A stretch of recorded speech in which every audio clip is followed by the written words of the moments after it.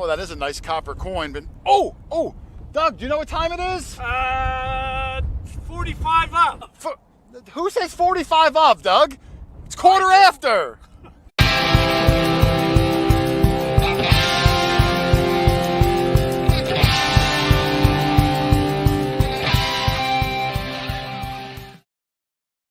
What's up, guys? QuarterHoarder here, quarter after. We're going to have a fun one tonight. I got on my good friend, Relic Riley.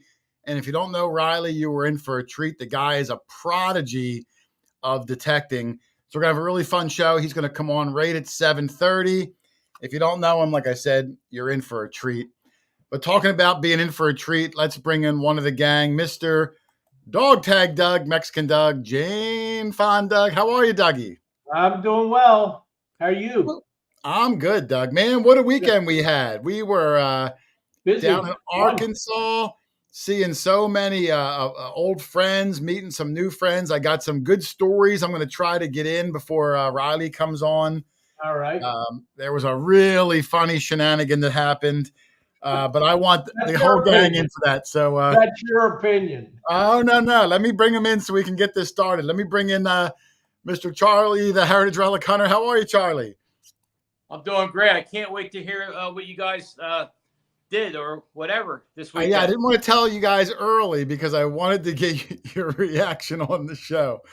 So we're going to get started. Let me bring in everybody, too. Let me bring in Rich and Lynn. Where was your weird segue to us? I know, but I had a couple stories I wanted to get in, so I didn't do the weird segue. Okay. I didn't do the weird segue today. Hello, everybody. Hi. What's up, guys? And before I start, I want to say a few shout-outs. I saw Smokin' Louie in there, Prairie Pirate, Mike Benjamin, Dirty Paws Detecting, Relic Rat Adventures, Louisiana Mud Dog, Adrian Tucker, 5 Mile Relic Hunter. We spent the weekend with him. Great dude. I can't wait to see him again. A real nice guy. Chris Heimsoth is in there. Show Me Treasure, our friend Chris, who had a heck of a weekend, found some good stuff down there. Turd Ferguson, I don't know if I got Turd, and Clem, Digging Up the Carolinas, Audrey Girlinghouse, Hot Mess Fish, and Alicia, who was at the event also. Spent the weekend with her. Actually went out to a nice dinner. Me, Doug, Alicia, along with the organizers from the Show Me Hunt at their Airbnb. Not only did they hunt all day, then they left early to cook dinner for us. It was so nice of them. Treated us like gold. Absolutely. But I want to tell the story real quick, Lynn, is do you know how Doug always busts my chops? About a year ago, we were coming home from Chicago, and we've told the story before. The guy at TSA pulled me out of line, and he had to do the full body thing, which, is not fun. Well, guess who got pulled out and got the full body search coming home? Oh, let me guess. It was Mr. Doug, Charlie. You should have seen his face as that guy's hand slowly went up his thigh. I was standing there and I asked if did he have a smile on his face? There was 3 TSA agents. And I said, guys, please, can I get my camera out and record this? And? They wouldn't let me do it. They wouldn't let me do it. They were very nice about it. They were just doing their job. What did they suspect there? That he had... Well, they weren't sure what was in his pants, and they realized that they thought it was a mole. No, I'm not sure. Something set off the alarm, whatever. It could have just been a random pull out of line. It is. They've got to make it sound like they have just cause. So, they rub the thing on the hand and, my hands are full of explosives. Yeah, they were rubbing things on his hand, like if he touched bomb residue or something. Wow. And that's karma. When I went through, I went through, Doug went through behind me. I saw they pulled Doug off to the side, so I grabbed all Doug's stuff with mine because his wallet's in there. All your stuff is exposed. Yeah. So I walked it all over to get my shoes on, and then the TSA agents came over to me, and they're like, "Don't touch anything. Bring all that stuff back." And I'm like, "Oh God, what did Doug do?" Yeah. So I'm walking over, my pants are falling down. I got one shoe on. I got all Doug's stuff in my hand. And they're rifling through his bag and they're frisking him up and down. Tell everybody what you told me before we went through the checkpoint. Oh, before we went through, now for whatever reason, you see how Doug's all smiley and everything. He's like that 95% of the time. But in the But don't airport, piss me off. Doug is like instant Mr. Cranky Pants. So I told him when we got there, I said, Doug, I don't care if they hang you upside down by your feet and tickle your armpits. Don't give them any baloney, because Doug gives them baloney. Doug like argues with them, yells at them. I said, Doug, we're not going to win this battle. We're just going to be on some list somewhere. So if anything happens, God forbid, just let them do it and smile. It's going to happen. There's nothing you can say to get out of it. Yeah. And then, of course, they pull you out of line and give you, the It's up almost and like you had a premonition. Yeah. It was weird. I called his wife. We were laughing and like, she's like, "Where's their hands now?" Yeah. They're slowly bringing their hand up his thigh, Cat. Oh, jeez. How long did that Play by last? play. It seemed like it went on for a good 15 minutes, Doug. Wow, that's Yeah. long. Yeah, they were all over him. He Wonder what asked it the $1 million. was. What's that? Wonder what it was that they picked you out and worked you over so much. Who knows? I don't know, but I'll tell you what. At the end of it, I think Doug gave him a tip. He was really happy with the whole. Yeah, and we had a cigarette together. What I heard was they went back in line again. Yeah. Yeah. He enjoyed it so much, you went back in line. Can I go again, boss? Can I go again? But Yeah. But no, it all worked out. He handled it really well. He smiled. They're just they were even laughing. We were goofing around, but they got to do what they got to do. Big Wave Diggin says Jane fondled Doug. Jane fondled Doug. Jersey Ray Diggs in the house. How are you, Jersey? Oh, and Lost Boys Recovery. That's Andy. I haven't seen him in a long time. How are you, Andy? Yeah. Hi, Andy. Now, and Rich, Doug saw and told me about it. A new nickname for you that he saw in the comments a week or two ago. Did you see it yet, Rich? He must have I did not. Doug, I went back. I did not see that comment anywhere, but it might be the best nickname I've seen so far, Rich. Oh. Should I tell him now, Doug, or should I wait till it naturally occurs in a video? No. Tell him now, so he'll be prepared. It's good in case you ever cut your beard, too, because, Rich Van Winkle is only good while you have the beard. Right. But the guy's nickname for you was Richie Coiningham. That's a great name, Charles. I wish I thought of that. Yeah. I bet you that's someone's real name out there, too. I'm sure. But if you ever cut your beard off, you're going to instantly be Richie Coiningham from that day forward. Well, I want to hear that in the intros now. You have to, with Doug's 18 nicknames, that you have to say 2. Right. We'll have to add that. Well, I have to use it the first time in the video first. I have, and then we'll add that to the ongoing. I'll probably never find a coin again now. Yeah. When you find your first good coin, Charlie, we will try to work it in. Richie, good to have a backup. Oh, I did see in the chat. They're right. I do want to give a shout out to, of course, for Brad, our buddy Brad, who's been down a month now. I messaged him a couple days ago. He is starting to feel better. Still trying to figure out what's going on, but hopefully he'll be back on the horseshoe. Oh, Out West Metal Detecting. Thank you for the super chat. So hopefully Brad's better soon. And then everyone in the chat's got to know. I saw Kurt put a video out today from the Hoover Boys. Yeah. I'm not going to dive into his personal business. If you didn't see it, go watch it. But all our thoughts and prayers are with Kurt. Hopefully everything is okay. He gets through everything he's going through. And, we're all thinking about you. And heck, when you're ready to come back, man, we'll leave the lights on for you. Right, Dougie? Yep. Yeah, but, everyone has to realize we're only human. We're not superheroes. We're not superhuman. Maybe you're not. Well, you're not either. And things, life sometimes gets in the way of the things we like to do here. And unfortunately, life has gotten in the way of Kurt, and we hope for the best for him. Absolutely. I mean, listen, life does get hard sometimes, and you got to take care of number one, because if you're not taking care of yourself, it's hard to take care of your loved ones on top of that. Yeah, you And it take sounds- care of number one, and number two will take care of itself. I knew you were going to work some sort of a number 2 joke in. How did I know? How did I know he was going to do that, Charlie? Sorry. No Um, surprise. But no, I'm glad to see he was, back and let everyone know. I know he's been missed. And like I said, our thoughts are with him. Hopefully everything works out well for him. Yep, Exactly. absolutely. Yeah. But yeah, we've got 4 minutes. I do see Riley in the background, so we'll bring them on.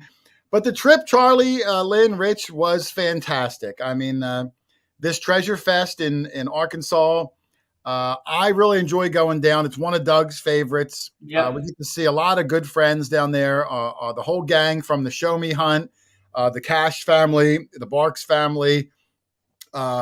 We saw Riley. We saw Brandon, Adventure Archaeology, who we had on the show. We saw Aqua Chigger, we had on the show. We saw KG and Ringy, who we've had on the show. Gypsy, we've had on. Debbie from American Digger Magazine was there. Holy cow, who am I forgetting, Doug? There were so many people that are like, YouTubers, not to mention just your everyday detectorists who are also great that we're friendly with. Like Hot Mess Fishing and Chris Bark, who's in there. And Chris Bark had another great hunt. Yeah, So- he does. That guy is, he always finds some really good stuff. And he's a legend user, which Yes, we gotta he is. throw He in. is. Well, he's a legend after this weekend. I'm going to try to rush this video out a little faster because even this week, Doug, I'm trying to get 2 videos out a week just to get ahead. And, it's hard to find the time. Oh, Eric Thompson, star-studded event. It was, Eric. Thank you. Oh, and Doug, after the show, I got to talk to you. We're trying to lock down a date to get up to dig with Eric in New England. All of us. Yeah. And it's coming up soon. We got to lock it down. He's waiting on us. Okay. So we'll bring him on soon. Let's wait till after the first snowfall up there, all right? Well, I thought we got to do it soon. We got to get up there soon. Okay. But yeah, 5 Mile Relic Hunter was there, him and his son, great people. Jeff Smith, a big muscle guy, Jeff Smith. Yeah. We got a really funny picture I put up on my Facebook page. We're all like doing, that guy's he's like a rock. He's like a tank, Rich. I want him on my side in a bar fight. Yeah, super nice guy. I talked to him on the phone yesterday. Really nice guy. I like him a lot. So yeah, we had a wonderful event. Brandon Sutton puts on a great event down there. And Doug, even yours truly got something pretty good. Not like Chris got. Besides me? Well, yeah, I unfortunately I couldn't shake Doug either. But I put about 100 pictures up, and I'm going to try to rush that video out because I'm so far behind on the videos. Team Lynch is here. How are you, Team Lynch? Always doing the live streams. Detect Dig Smile here. Sean Maney, the Ultimate Finds Box. Eric, thank you, everybody. Riley in the back. I'm going to bring Riley on in 1 minute. I see his camera grayed out, so he might have went to the lavatory. Oh, there he is. I see him. He's a handsome the lavatory. I'm going to bring him in. I like to use lavatory, Doug. It shows that I'm class. I got class when you call it the lavatory. But I'm going to bring him in. Doug, I know we've hunted with him several times, you and I. Charlie's hunted with him once. Rich is my hero. Rich, he's like you, but he maybe even more like you on steroids, where you can take Riley to the moon and he's going to find 73 coins and buttons, and he's just really, really good, really gifted, super nice guy. So let me bring him in. I'm sure I'm going to mess up the orientation, but my good friend, Mr. Relic Riley. How are you? What's up, guys?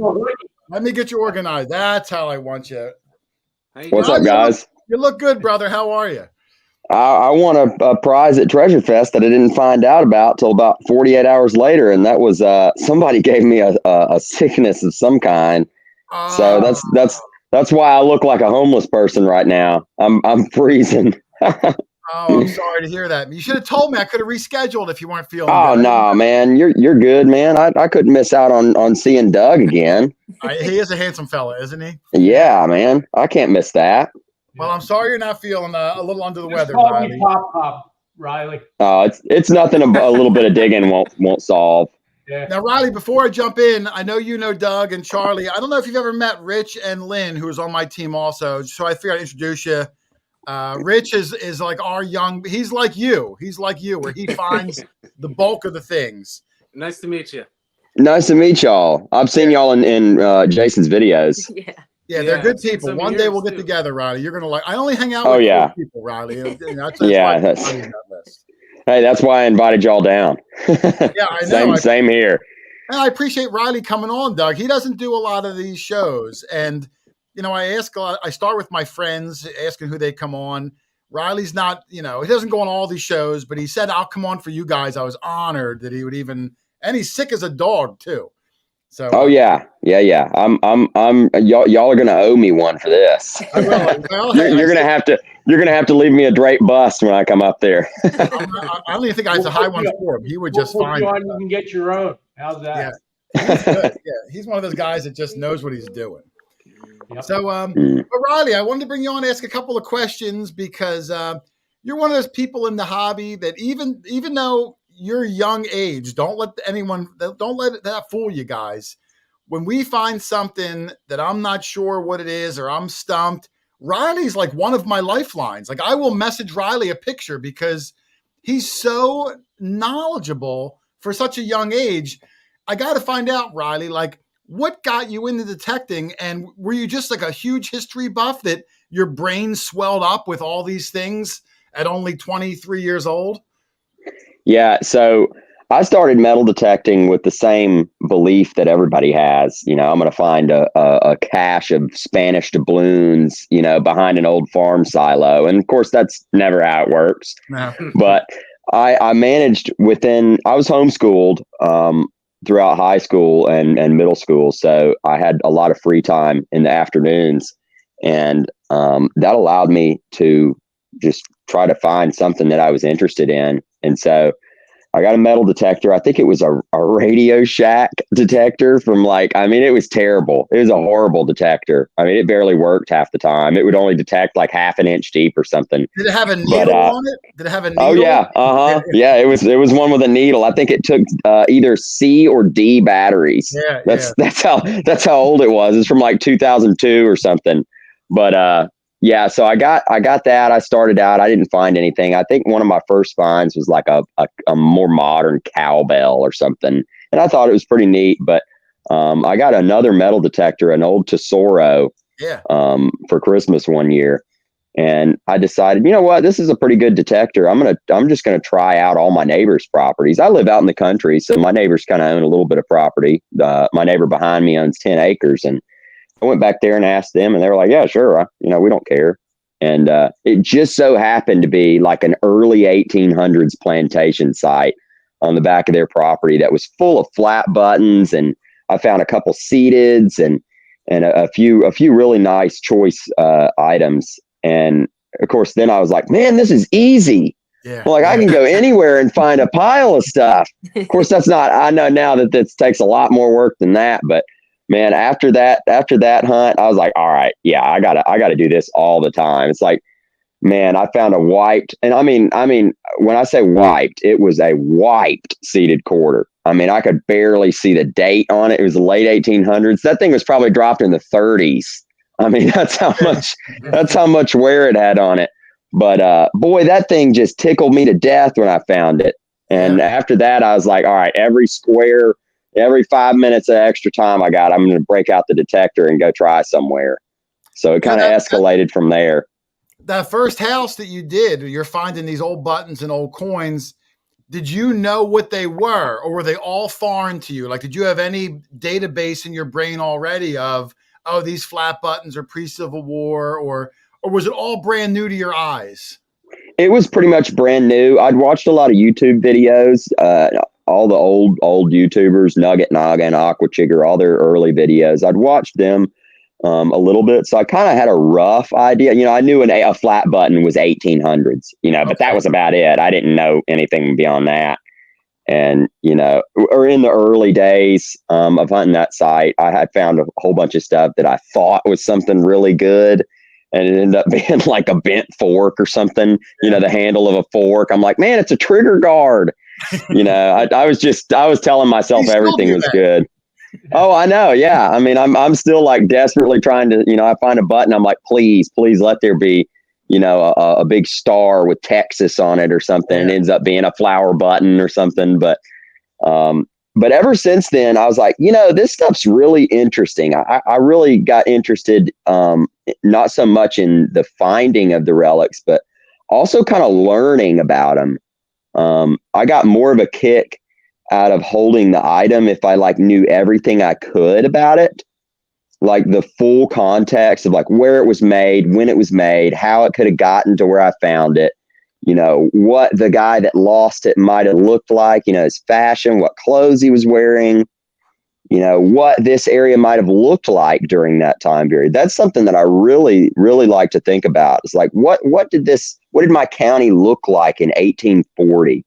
It was barely populated during that time. So, I mean, I'm sure it was just pure wilderness.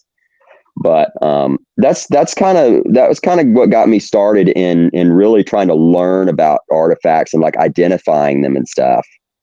And how old were you about when you realized that you had this passion now? I think I was either about to turn 13 or I had already turned 13. So it was somewhere in there. Yeah, I mean, really young for someone. I mean, traditionally, 13-year-olds aren't interested in this for the long term that you have been. I know my boys did for a month, and then they moved on to other things. Because I'm guessing that when you would find that button and you'd want to dive into the history of it and you'd read about it, you retain that because now, like on site, as soon as you see something, whether it's what style 3-ringer it is, a button, the coins, which are a little easier, you're really knowledgeable, like right out of the box.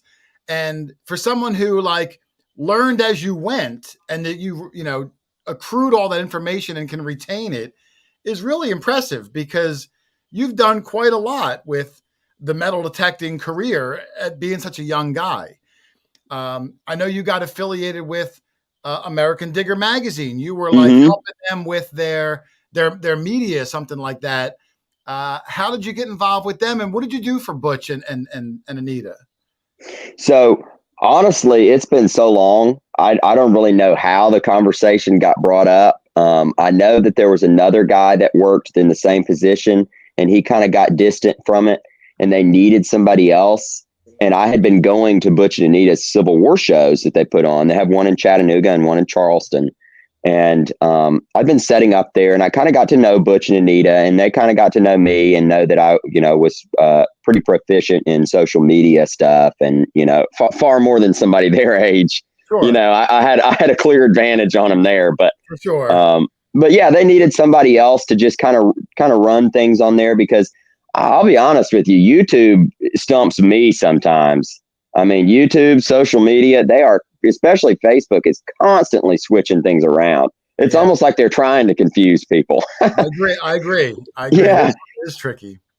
Yeah, but I kind of got started with them, and they offered me a job, so to speak. It doesn't pay anything, but it was interesting, and I was glad to help them out. Yeah, and it got me exposure, and I learned more about the hobby and met some great people through it.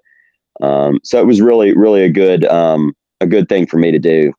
Yeah, and you were young. You were not even an adult yet. I think you were still like a teenager, weren't you? Yeah, I think I was 17 at the time, 16, 17, something like that. Yeah, I mean, that's pretty prestigious because I'd like to think, and I don't know, Doug, Charlie, you let me know, like some of these guys that have been metal detecting, 40 years or so, they see a young kid, 16, 17, who they might perceive as like, oh, he doesn't know what he's doing. He's a little kid. But then when you talk to Riley, you realize how smart he is, how knowledgeable he is. Did you ever have a problem with the old guard not accepting you because you were young, or did you not ever experience that? Because I'd like to think those guys might kind of be a little standoffish for someone just so young. They definitely can be. I had a little bit of problems with that at first. I had a lot of people. So it's kind of weird. I didn't really get into Civil War stuff until a couple years after I started metal detecting. So I was 14 when I found my first Civil War relic, and I found it completely by accident. And I'll get to that in a minute. That's a fun story. But yeah, it's just I had a little bit of problem with that. Not so much because I'll be honest with you, there's really not a whole lot of people around me that relic hunt. And a lot of the guys that used to do it don't do it anymore, and they kind of keep to themselves. It's so rural in this area that, there are people finding really good stuff right now, but nobody knows about it. They just keep to themselves and they don't post it. And, it's different than New England where there's, a bunch of people are influencers, and there's, if you find a cellar hole along the side of the road, it's been, it's had the squat hunted out of it. Yeah, sure. It's a little bit different here. And I don't want to say it's easier, because it's certainly not easy at all, but because there's so much empty land, it leaves a lot of room to walk into a spot that's untouched. And like you said, with the old veteran diggers, I had a couple that actually took me under their wing early on, and taught me a lot of stuff, and even put me on some spots and showed me how to find artillery shells, for example. One local dude, and he's a great man, a good friend of mine. His name's Bill Shaner, and he taught me, pretty much taught me how to look for cannonballs and where I could go and how to calculate where they might land, that type of stuff. And he really set me on the path. That was 2019 when I met him, and I'd already been digging for a while, but I that was a new frontier, was artillery and battlefield hunting, stuff like that. I was used to home sites. I looked for, camps, and I would dig a yard or something like that, but I didn't really go, deep into a swamp, to try to find a cannonball or something. But, yeah, there was him, and there was a couple others that were really influential in leading me in the right direction, and specifically kind of educating me on the ethics of it, of the hobby, like what you can and can't do. Like if somebody takes you relic hunting to their spot, he would teach me, you can't go back. If you do want to go back, it's acceptable to call and ask, that type of stuff. Yeah. But they taught me a lot early on, but due to the fact that there's not very many relic hunters around here, in the first 3-4 years that I hunted, I kind of had to just fend for myself and just learn it myself. Yeah, you've actually become one of the people that probably find more of those artillery shells than anyone else, at least on social media. I don't know how many cannonballs and those big parrot shells you have in your collection. I was looking at your Facebook a couple days ago just to get some pictures for tonight's show I'll bring up later. And not only do you find these, like, I don't even know what they weigh, 40-pound shells. Yeah, they can. Usually they're between 10 and 20. 10 and 20? Mm-hmm. But you actually restore them back. I mean, they look beautiful. You don't just leave them all dirty. You really invest the time in them too. It's almost like a niche within a niche where you're like, you seem to be like really looking for specific things, and you know where to go, and you put the time in. They're deep. They don't sound great, but when you're in that zone and you know what you're looking for, you really give yourself a good advantage. Oh yeah. And that's one of those things, like you said, it's so hyper specific, but once you do it for a while and you find a couple cannonballs, if you know your machine really well, you can actually start. I'll say this, a cannonball is such a unique signal. Pretty much the only thing that sounds like a cannonball is a tractor oil filter, and that's it.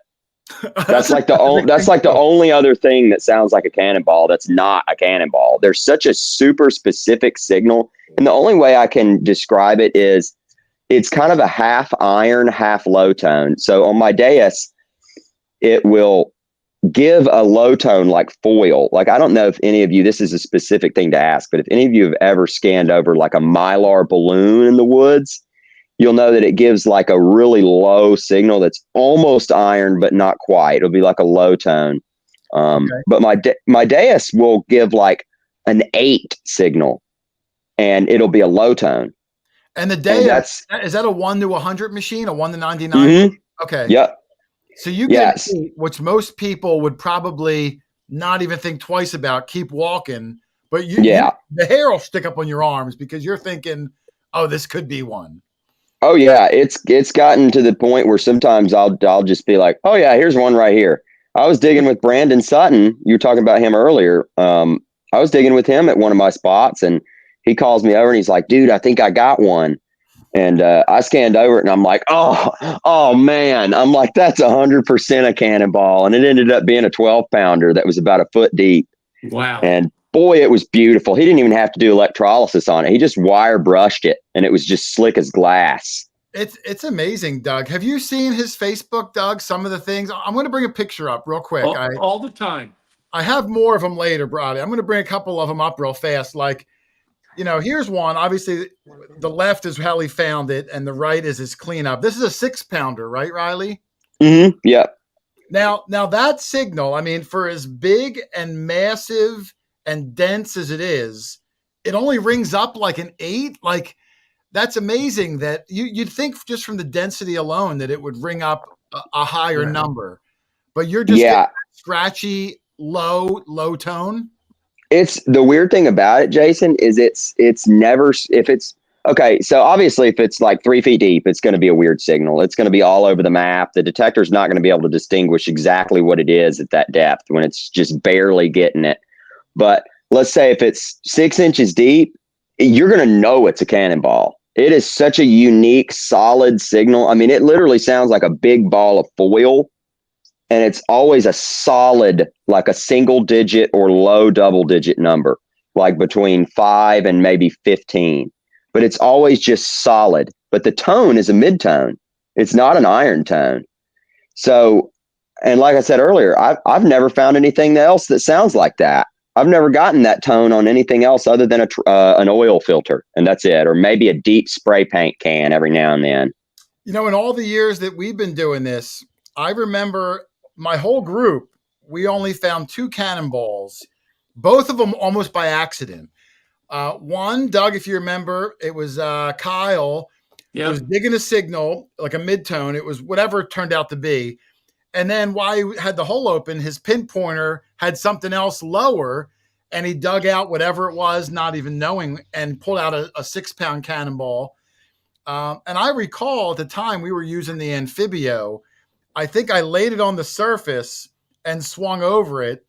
Now, on that machine, I would notch out like 0 to 5 just to keep it quiet. Wouldn't even hear it. So it must have fell in that 0 to 5 category. And then, Doug, you found one at a field in Salem. Right. Did you hear that, or what was your? Yeah. Do you remember how that sounded?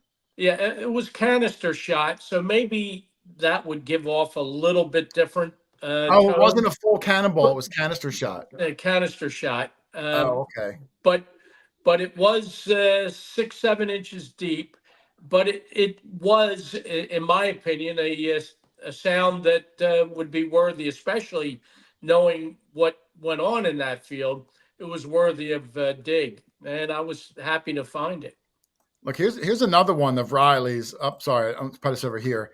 I mean, look at the size, and all these pictures are from Riley's Facebook page. If you don't follow him, you can go to Relic Riley on Facebook, or the Civil War on Earth. You still have that going on Facebook, right, Riley?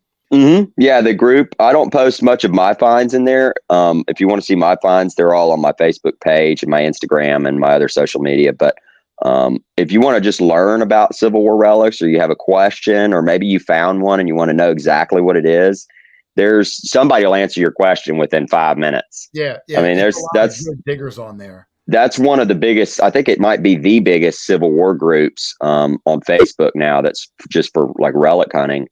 And it randomly went viral like maybe 8-10 months ago. I think I went from like 20,000 members to 50,000 in like a week or two. It was like ridiculous growth. Now, does that have anything to do with, when we were digging up in New York the last time I was with you, during that time, one of your videos went like super viral and you got on the news when the Mississippi River was low. Did that all that publicity stem your Civil War site to grow in subscribers, or didn't have any bearing on it? It definitely boosted. So my TikTok and Instagram definitely got boosted. I think I got like 30 or 40,000 followers on each platform from that series of videos. I think I had like 20 or 30 short 1-minute videos in a row that I posted, and they all did. I mean, it got to where people were so invested in that river, the river mudlarking there, that, you know, I could find a wheat penny and a pull tab and it'd get 300,000 views just because people wanted to see, you know, what I was finding down there. Yeah. I remember one of my videos, I was like, man, I can't get back down there. It's, you know, I got to work today. So, you know, I'll just post these scrap clips that I had. And it was like a musket ball and a late 1800s rifle cartridge. And I think I found I don't know, a porcelain button or something. And that video did insane. People loved it. They were like, wow, that porcelain button's the most amazing thing ever. And I'm like, well, I'm flattered that y'all think that. But yeah, it's like, you know, Sometimes I find there's no rhyme or reason of why some take off. Yeah. I remember Yeah. it was the first one that did good. Yeah. You were walking down the banks and you found on the surface, as I recall, a U.S. Belt plate. Was that the first one you found that day? Yeah, it was a cartridge box plate, and it was right under a bridge where an old fort used to be, and it's actually the I-55 bridge. They came in there in like, I want to say the 1890s and built it, and they destroyed what was left of the fort there, and kind of mounded up the dirt and started all around, and they exposed a big section of where all the soldiers were staying inside the fort, and it washed down the hill. So it spilled all kinds of stuff. And I know other people had found great stuff down there, you know, years and years ago that had been washed out. I think the river went real low in like 2011 or something like that. And some people found some cannonballs and some other things down there that had washed out of the bank. But it's one of those things. It's like looking for a needle in a haystack. I mean, you've got 200 years of history, you know, just right on that riverbank, you know, thousands and thousands of steamboats coming and going, you know, ships docking, barges, you know, there's more scrap iron than you can imagine. I mean, it's like 10, 20 feet thick on the bank of just nothing but relics. Wow. You know, but it's real rare for the river to get low enough for you to get to where, you know, the hard clay is to find that stuff. It only happens like once every 5-6 years. I remember because we were up in New York when it was starting to go crazy. And I remember I'd look at my TikTok and I forget, like I would look at your video. Let's say it was at 40,000 views. I'd walk 30 feet detecting. I'd look at it again, 55,000 views. Like, you know, like when you get a super viral run, Doug, where like you can refresh and it goes up tens of thousands. Like, Yeah. And he was all excited because you don't get that very often. So when you get it, you're like, you know, it's exciting because Oh yeah, it's a lot of work that we put into this. Oftentimes, you know, without that sort of a recognition.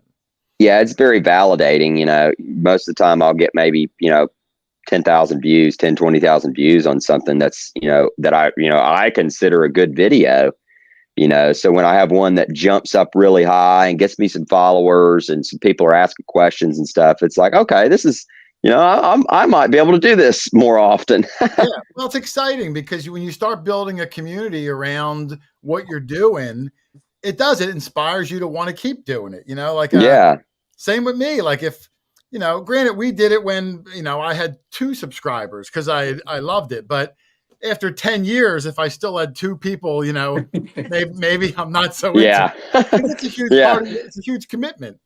An hour of editing a video, you know, gets 40 views. It's like, well, there goes an hour of my life. Yeah. If you really love it. Hey, I'm not some people, you know, it depends what you love, but it is a lot.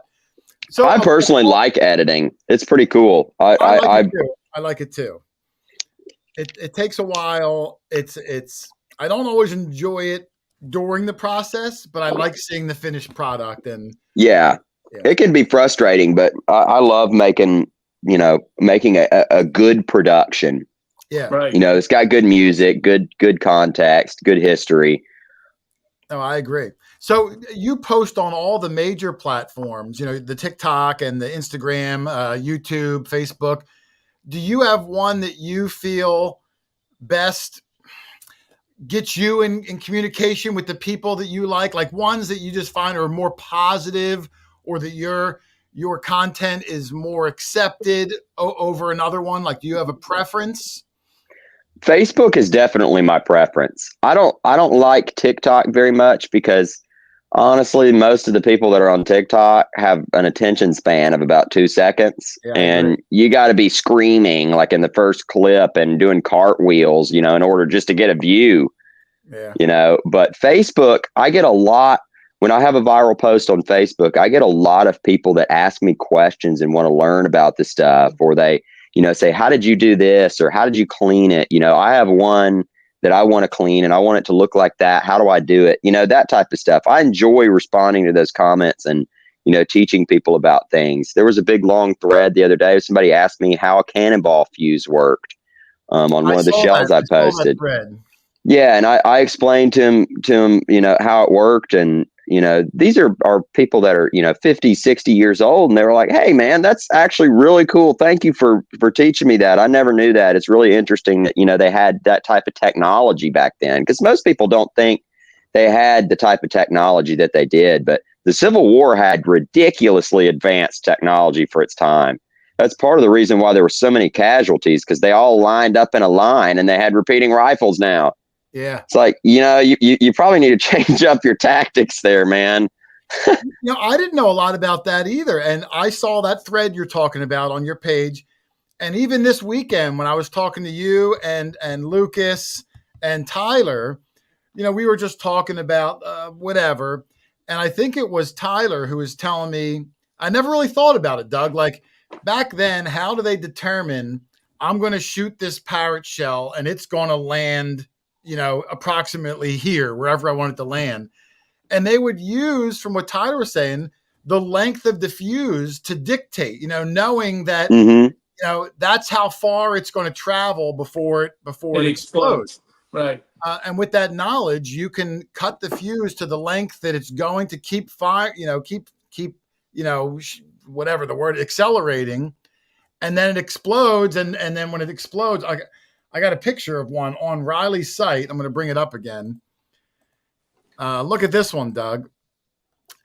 Let me move this to the side. This is this is a Hotchkiss shell, Riley. Yeah, Hotchkiss artillery shell. Now this is one that did you find this one? Yeah. So it's a really good one because it's partially exploded, but you can see, what's inside. I'll call it the technology that, like a giant grenade, when that explodes, not only is that iron outside core shooting out like shrapnel, but it looks like it's also loaded with lead projectiles too that are also. So, I mean, you are just going to, if that explodes anywhere near you, you're in big trouble. Oh, yeah. And they actually had the ability to have those explode about 10 to 15 feet right above the formation of troops. So, I mean, that was right above your head exploding, and that's going to do some serious damage. Those little lead balls in there are 69 caliber, so, big. I mean, that thing nails you. You're pretty much toast. Yeah, I mean, they only had like a cloth hat on too, not even a helmet, right? Like a cloth hat. Or no hat at all. They were just, marching in there, and, half of them didn't have shoes. Yeah. Yeah. It's crazy, Doug, when you think about it. Like, their technology for killing far exceeded the technology of patching you up. And that's why there were so many amputees. If you were shot in the arm, your arm was gone, and or a leg, and it was like I said, the technology for killing was far in advance of healing. Yeah, and plus those rounds, man, when they hit you, they're soft lead. A 69 caliber mini ball is almost 2 ounces of lead.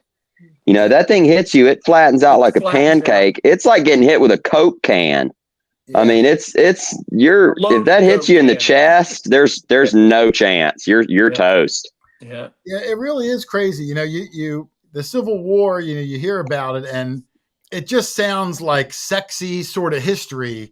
But when you really look into what was happening, I mean, it must have been terrifying. Every corner, just terrifying. Yeah. And people don't realize, just how many men, it's real easy to look at the numbers, and say, wow, there were, 3,000 casualties. But like everybody that was at Treasure Fest this weekend, there were 350 people there tops. And you've got, armies in the Civil War, they're losing 20, 30,000 people in a single battle. That's a huge number of men, just a massive number. To have that many people dead in such a short amount of time is just shocking. It is. It's crazy. And I want to say I saw Jersey Ray Diggs gave me the super chat. Thank you. And Team Lynch. Thank you. Yeah. Great interview with Riley. He's good. I'm telling you, he's an amazing guy. To put it into terms that we could easily understand, when you consider Pickett's charge, George Pickett was a brigade commander general. He lost almost his entire brigade, 15,000 plus, lost in that one day of battle. Mm-hmm. Charlie's grandfather, or was it your great-grandfather, fought at Gettysburg, right, Charlie? Yeah, he fought at Gettysburg. He fought at Antietam, Bull Run, Gaines Mill. He was involved with the 7-day battles down there, I guess, in Virginia. And I actually have a letter that he wrote, he sent home, and he does talk about his soldier friends falling to his right and falling to his left. And he's wondering why he's still able to fight when he sees people to his right and left falling down, dying. It was cool.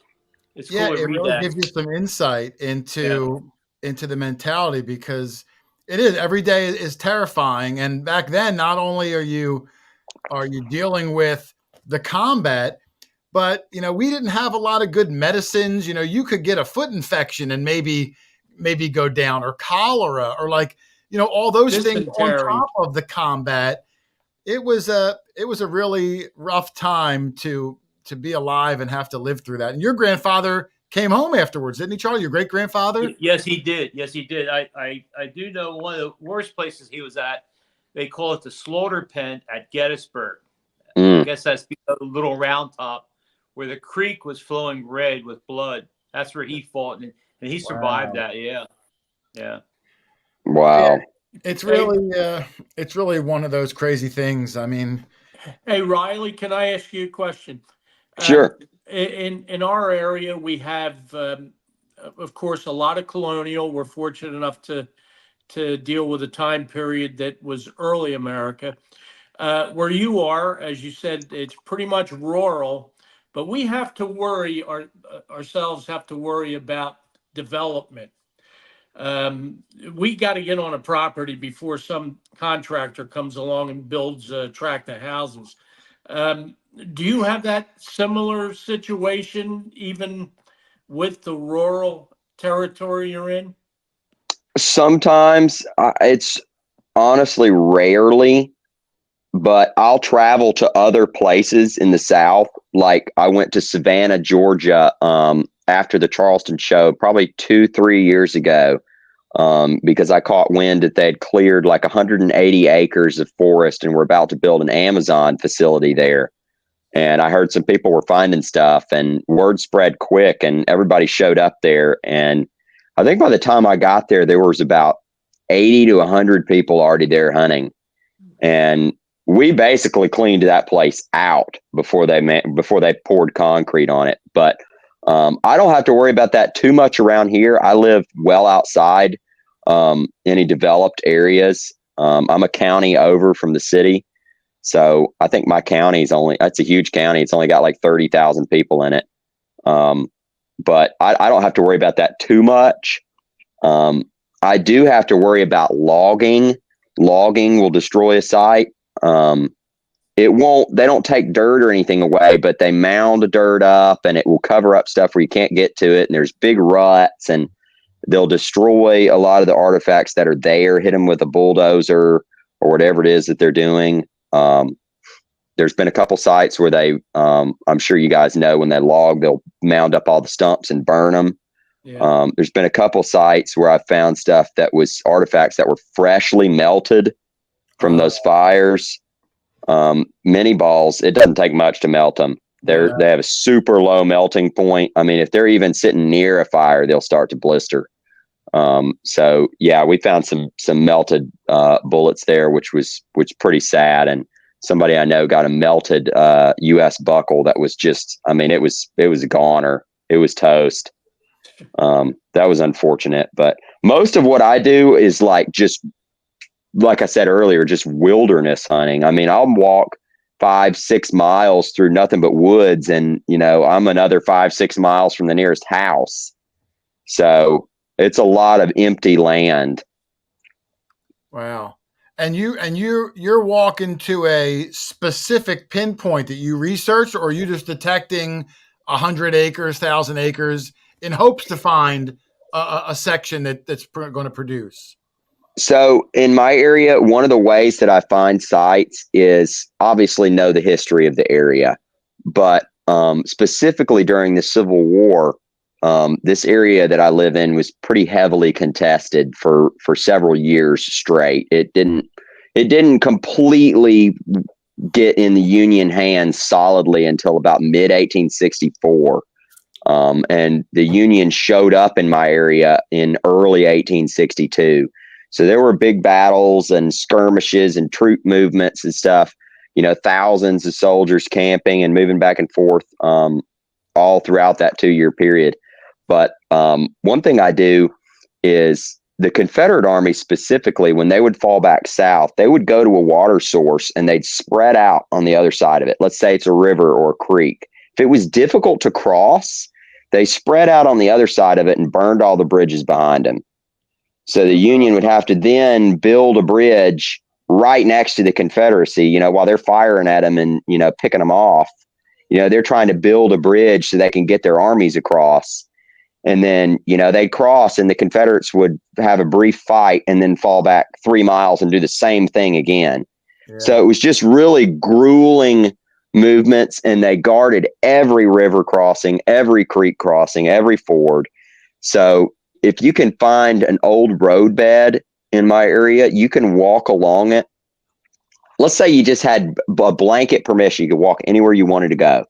If you were to get on an old roadbed that was 100% Civil War period and walk down it for a while, you would eventually find some stuff, just because there's been so many people moving through there. I mean, when you got 30,000 guys, even marching past a site, they're dropping stuff left and right. For sure. I mean, the whole side of the road is just scattered with stuff. Because it would take hours for a column that long just to go by. I mean, you're talking 5-6 hours for those guys to walk past. It's just an endless stream of troops. So, I mean, there's a lot of stuff that's scattered. They might even camp there, wouldn't they, along those big open pasture? Mm-hmm. Yeah, there's several big camps in my area. There's a lot of big camps that have never been found because it's so rural and they're so scattered and just random, and there's very little records on them. A lot of the best Civil War sites that I've found, there is zero documentation of it. I just stumbled into it because it was a strategic area for them to be.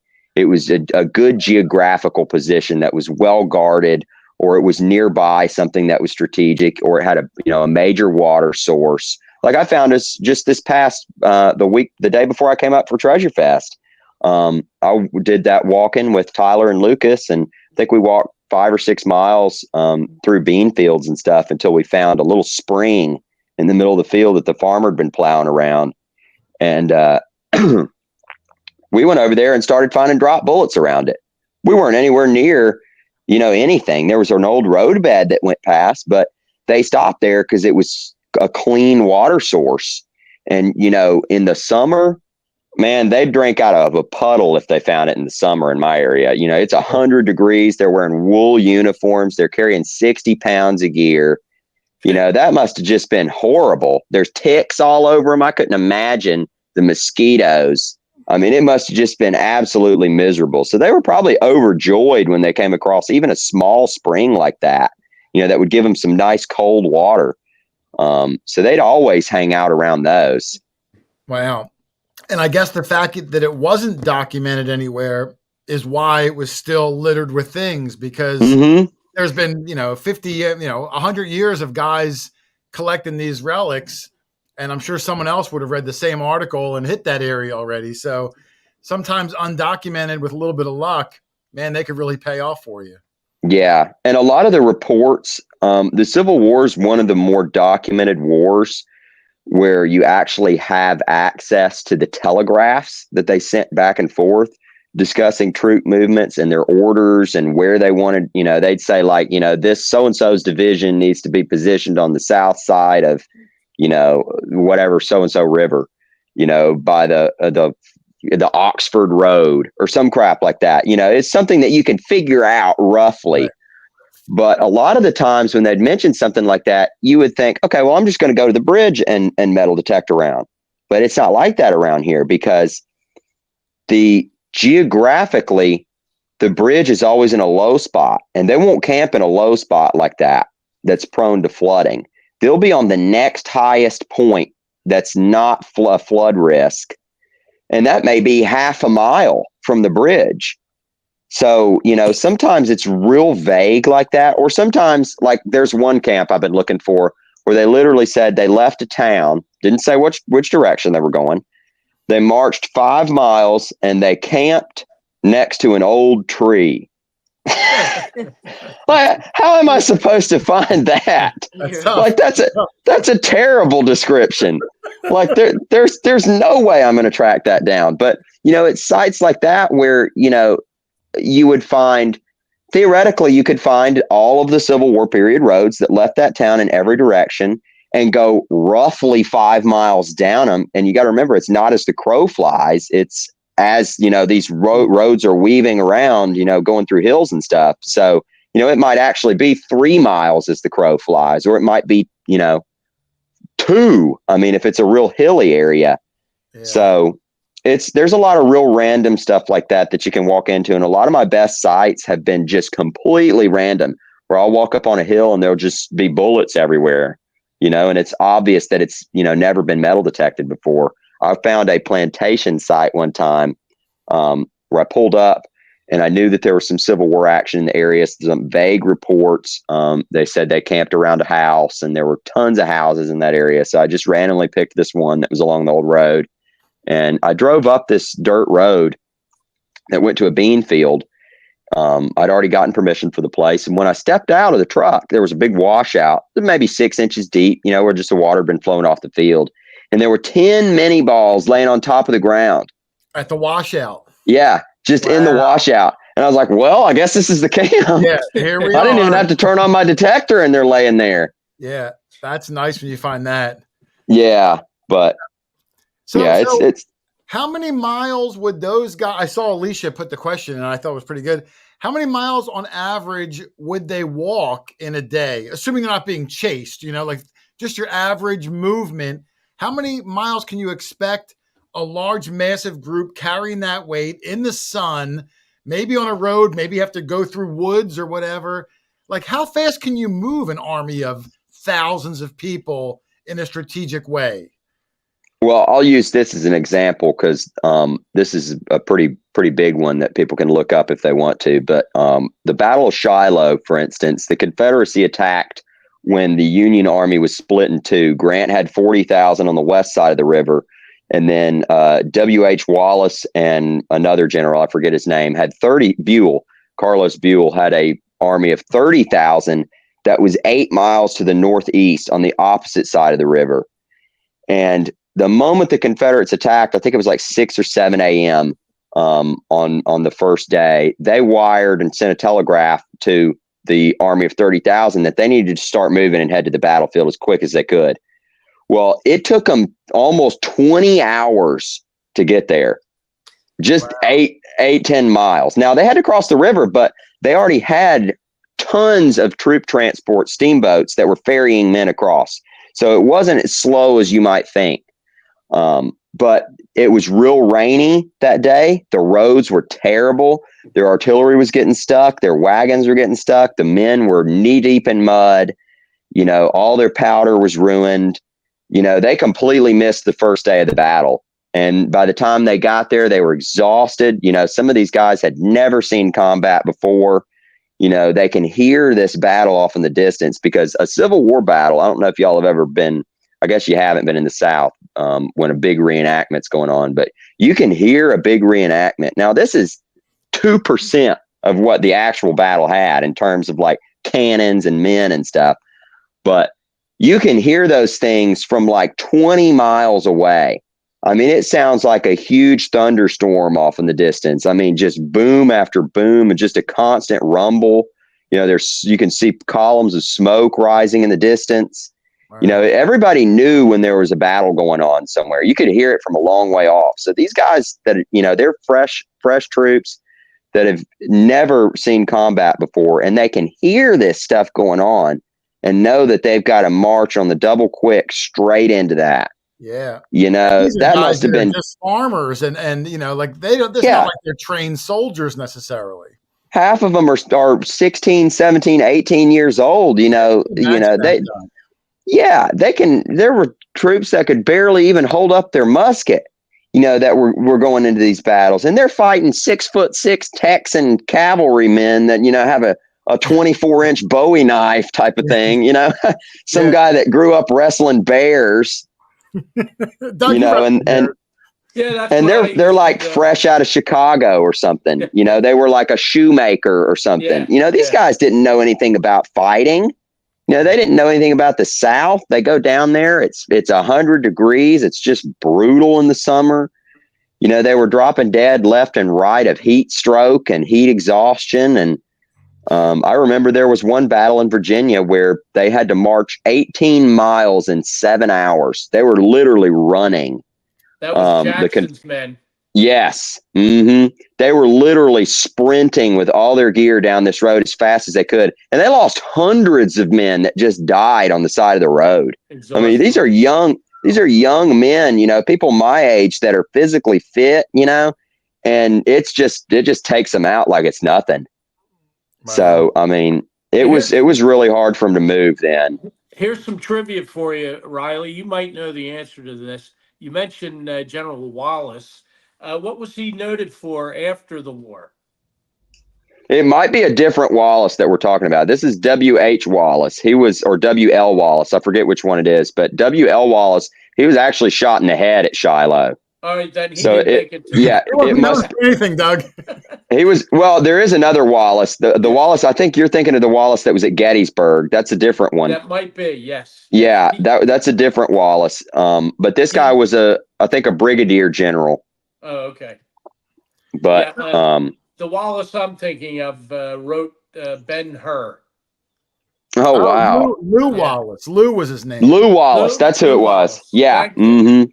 Thank Yeah, you. that's who it was. That's the cavalry guy that was at Gettysburg. Right. So, Riley, to help try to put a personal touch on your finds, I know I'm going to ask this because I know you have.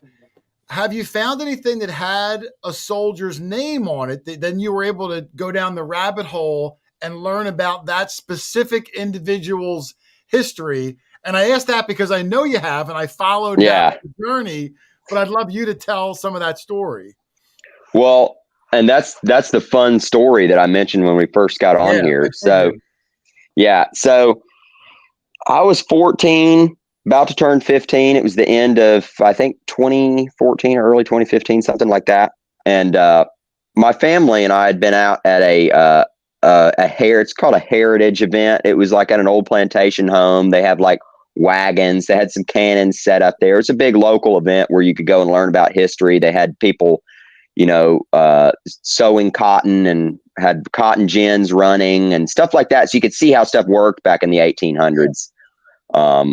And so we'd been at that event all day, and we were driving back, and we came through this really historical town that I knew was super old for this area. You know, I'm talking like 1820. That's probably like 200 years late for y'all's area. No, it's good. We're good. Yeah. But so I noticed that in the middle of this town, right off the square, they had just bulldozed a Civil War period church that was like 1850s church. And they had just bulldozed it down. The dirt was bare. And just driving by on the road, I could see old bricks and glass and pottery and stuff laying everywhere. And I started pitching a fit in the back seat. I'm like, y'all have got to let me stop and at least walk around. I didn't even have a detector with me. I was like, at least let me walk around over there, you know, before they covered up and see if I can find anything, just surface finds. And the very first thing I found when I got out of the truck was a tomback button that was laying right on top of the ground. And the water had washed around it, and everything was on these little dirt pillars that were like an inch or two high. So they stood out like a sore thumb. I'd be like, oh, there's something else over there. There's a little pillar with something sitting on top.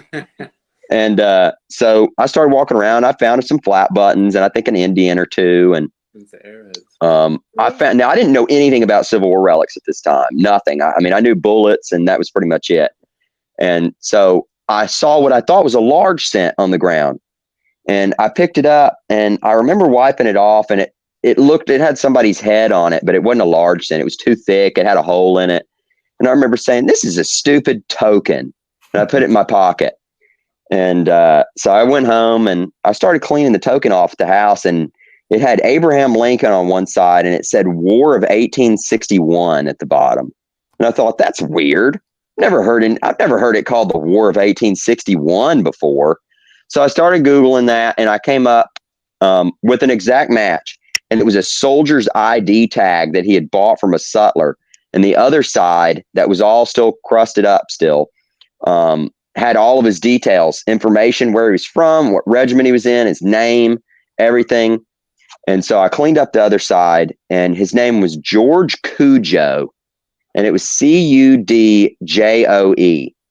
And the reason that the last name is so weird is because he didn't have a last name, because he was a former slave. Oh. So his name, his slave name was George, and then they just called him Cuddy Joe. So they shortened it and made it his last name. And this guy was the surgeon for the 31st U.S., what they called the colored troops at the time. And he was one of the only African-American officers in the entire Civil War. He was like one of 8.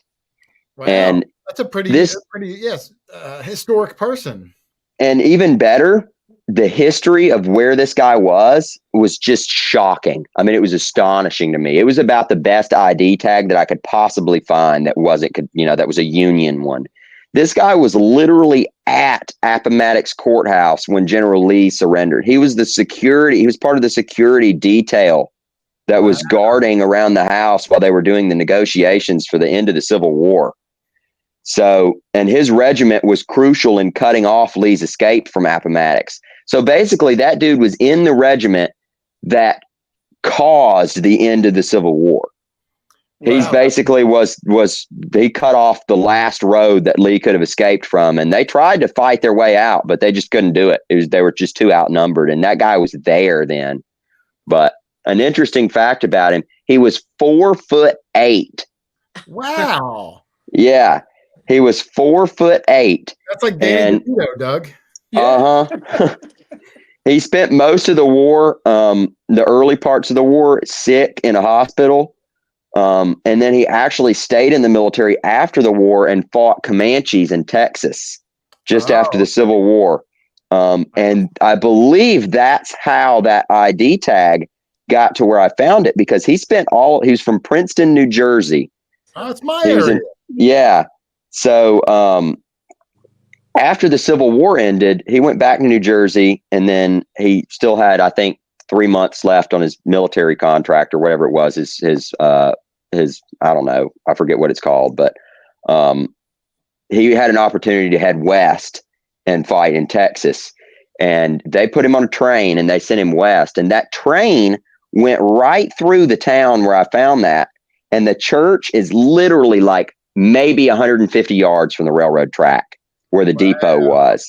So if it stopped in that town, he might have gone to that church, and said a prayer or attended a service or something before he headed west, and I'm pretty confident that that's how he lost it, because from all the records that I've been able to find, he was never in that area except for when he was moving through to go to Texas. That's amazing. So not only did you find it and all that history, but you probably narrowed down a small window of when he actually even lost it there.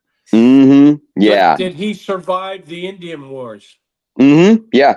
And get this. This is kind of a funny fact. This is another thing I found out about him. He had 26 kids. Wow.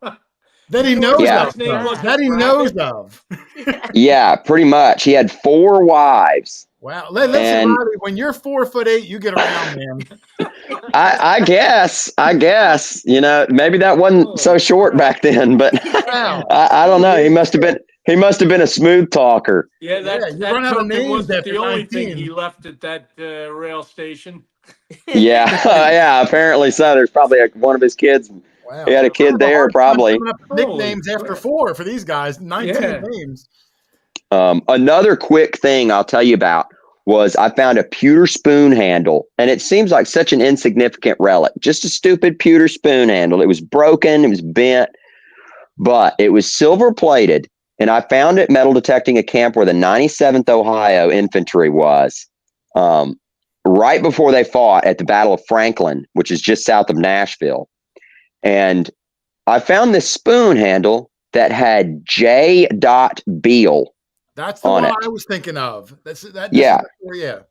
And so this guy, I researched who was there, and it was only the 97th Ohio. So I thought, okay, well, what are the odds that I'm going to find, this guy's name? Because back then, troops would move around to different regiments. A regiment would get destroyed essentially in battle. Yeah. And they would just join up and combine, and they'd just be under a different regiment name, and they might not have records of that. So, it took me 5 minutes, and I found a match. Wow. And this guy was named Joshua Beal, and he was actually part of the picket line at the Battle of Franklin. And an interesting fact about that is the Confederates hit them so hard, and they had like 2,000-3,000 men on the picket line. The Confederates hit them so hard with, I think, somewhere around 30,000 that this whole picket line just picked up all their stuff and ran. And they had to cover 2 miles over an open field before they got to a series of forts and entrenchments where the rest of the army was. And this guy turned and ran, and he got about halfway there before he was shot in the back. He was shot in the lower back and severely, what would have been a mortal wound at the time. But the Confederates captured him, and they sent him to Andersonville prison, literally the worst place you could possibly be sent to. And he spent I think it was 6-7 months at Andersonville, barely survived. He was sick the whole time. When the war was over, they liberated Andersonville, and they took all those soldiers and they put them on a train. Now Andersonville is in Georgia. So they're somewhere around there, Georgia, or maybe South Carolina, but Georgia. So they put them all on the train, headed west, and they went to Vicksburg, Mississippi. And from there, they boarded a steamboat and headed north back to Ohio. And this guy boarded the Sultana. Oh, brother. Oh, man, Tell dog. me you survived that. Literally the worst boat he could have possibly gotten onto. Yeah. And so, excuse me, I'm coughing. Yeah, Roger, get a drink. Get a drink. Yeah, I do need a drink. Good idea, Jason. I should have thought of that. Well, you're under the weather. And again, I appreciate you coming on. He's sick as a dog, and he's still entertaining us with some really good stories, Doug. Yes. Yeah, but so this guy gets up to Memphis. They take on another, I think, 800 men at Memphis. Now, these steamboats were only rated to have 600 to 700 men on board. The Sultana left Memphis with 2,400 people on board. Can you imagine, Doug? Yeah, they were jammed like sardines on that thing. I mean, I've read reports where they were just standing. They were just all laying on each other. There was nowhere to go. I mean, it was just awful. And now this steamboat's going 5 miles an hour upriver. I mean, it must have took forever for them to just get to Memphis. But the steam boiler was damaged, and the greedy steamboat captain, instead of spending 2 days to have the steam boiler replaced, he paid some shoddy contractor to put a patch over it instead. And so they put a patch over it because he got paid the quicker he got to Ohio, the more money he got. So, and the more passengers he had paid more. So he takes on all these men. He's got a patch steam boiler. They get about 8 to 10 miles north of Memphis, and the steam boiler blows up like a bomb. I mean, it tears the ship in half. And these steam boilers, when they explode, it's not pretty. It releases, you're talking 500-degree steam out on these people, and I think there were 500-600 people that died instantly when that thing exploded. And the rest of the people that didn't burn had to jump in the Mississippi River. Yeah. Yeah. Which, jumping in the Mississippi River, it's 200 feet deep at Memphis with ridiculous currents. So, I mean, if you fell in the Mississippi right now, you'd die. Unless you were a crazy good swimmer, you would never make it. It is that dangerous. So this guy that I found that had his name on that pewter spoon handle jumped overboard and swam to shore somehow. Wow. Now, remember, 8 months earlier, he'd gotten shot in the back. Yeah, yeah. And he spent his time at the worst prison, probably the worst. Yeah. Andersonville. He's weak. He probably had 2 peas and a handful of rice to eat that day, So he's probably starving to death. He's skinny. He's weak. He's injured. He's sick. And then the boat he's on blows up. It's like, man, this guy just can't get a break. No, he cannot. But instead of getting on another steamship, he decided to go by rail back to Ohio. So, yeah, I don't blame him for that one. Casey Jones was his engineer. Yeah. Yeah. Man, what a story that guy told for the rest of his years. And that's one of my favorite pieces. I just love pieces that have a personal history like that I can trace back and match a story with it, And I actually got the opportunity. It's interesting, that shell that you showed earlier that was partially exploded, that's from the Franklin battlefield, very near where that guy fought. Oh, no. So, kidding. yeah. So I had an opportunity to detect there, and actually Brandon Sutton found a cannonball that day too. But yeah, we found some really good stuff there, and it was over the very same ground where that guy fought. So that was really interesting. On that story, it was fascinating, and I was checking back and you were updating it, and wow, it was crazy when I heard something like that. It's so nice when you can find a piece that's so obscure, like you said, a little piece of spoon, but then you undo this rabbit hole of information and bring that history back to life again. Exactly. And it would have been very easy for me to just not have cleaned to this spoon handle. Yeah. I couldn't see the name or anything when I was in the field. I had to carefully toothbrush it off and toothpick it and everything to bring out the name.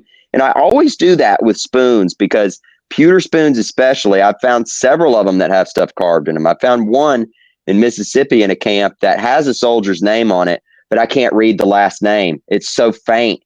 And all his other detail is just wiped off it because he didn't scratch it very deep. So all I have is his first name, and that's just not enough to go on. Yeah. But yeah, that's the importance though of if you're hunting an old site, you got to keep everything you find, wash it up, look at it, carefully examine it. Make sure there's not some kind of hidden crazy find, that's flying under the radar like that, because it might be something super simple that you'd overlook and just say, oh, nice, a spoon handle, and put it in your display case. Right. But I know guys that would have just thrown that in a bucket, and said, I'd never look at that. And it would have gotten lost, and the story never would have come out. Yeah. Doug takes his brass and he gives it to the recycling company for a nickel. Honestly, I can't blame him. I got enough hose fittings to float a boat. Yeah, we got a lot of hose yeah. fittings. So how many days a week are you able to get out detecting, Riley? Honestly, not as much as everybody seems to think. Yeah. They think I dig all the time, and I'd love to dig all the time, but realistically, maybe twice a week.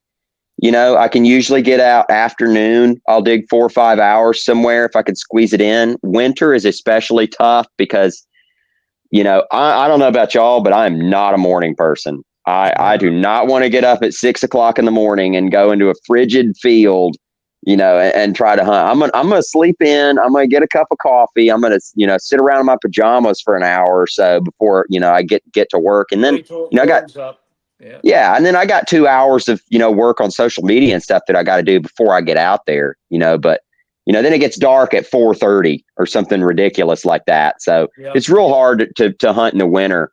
But yeah, I do a lot of just digging with a headlamp in the winter after the sun goes down. Really? I'll get out there at like noon and just dig all day. And when the sun goes down, You know, have a real nice a heated vest, and boy, that thing it could be 10 degrees outside, and I'm toasty in that. Right. So I'll be out there. I'll be out there digging long after dark. Yeah, Tyler was saying you have one spot that you guys go to, the side of a hill outside of what town was it where they were just bombarding it with Vicksburg. parrot shells? Yeah. Vicksburg. And on the side of this hill, you said you found like 20 old shells on the side of the hill, like almost like we would find pull tabs, Doug. Yeah. Just Oh yeah. side of this hill. So that spot now, Vicksburg has a real problem because it's hilly and it's wooded, and there's houses are only on the tops of the ridges. It has a real problem with people sneaking in. And I personally know, I don't dig with them, of course, but I personally know people that sneak in there on the regular. But there's a handful of places, of course, I would never do that, but there's a handful of places where you can get permission to that they'd get caught if they snuck. Now, most of these people aren't even bothering to ask. The owner would give them permission if they knocked on the door and asked. But, you know, if the owner catches them out there, they're not going to be happy at all. No, so the same.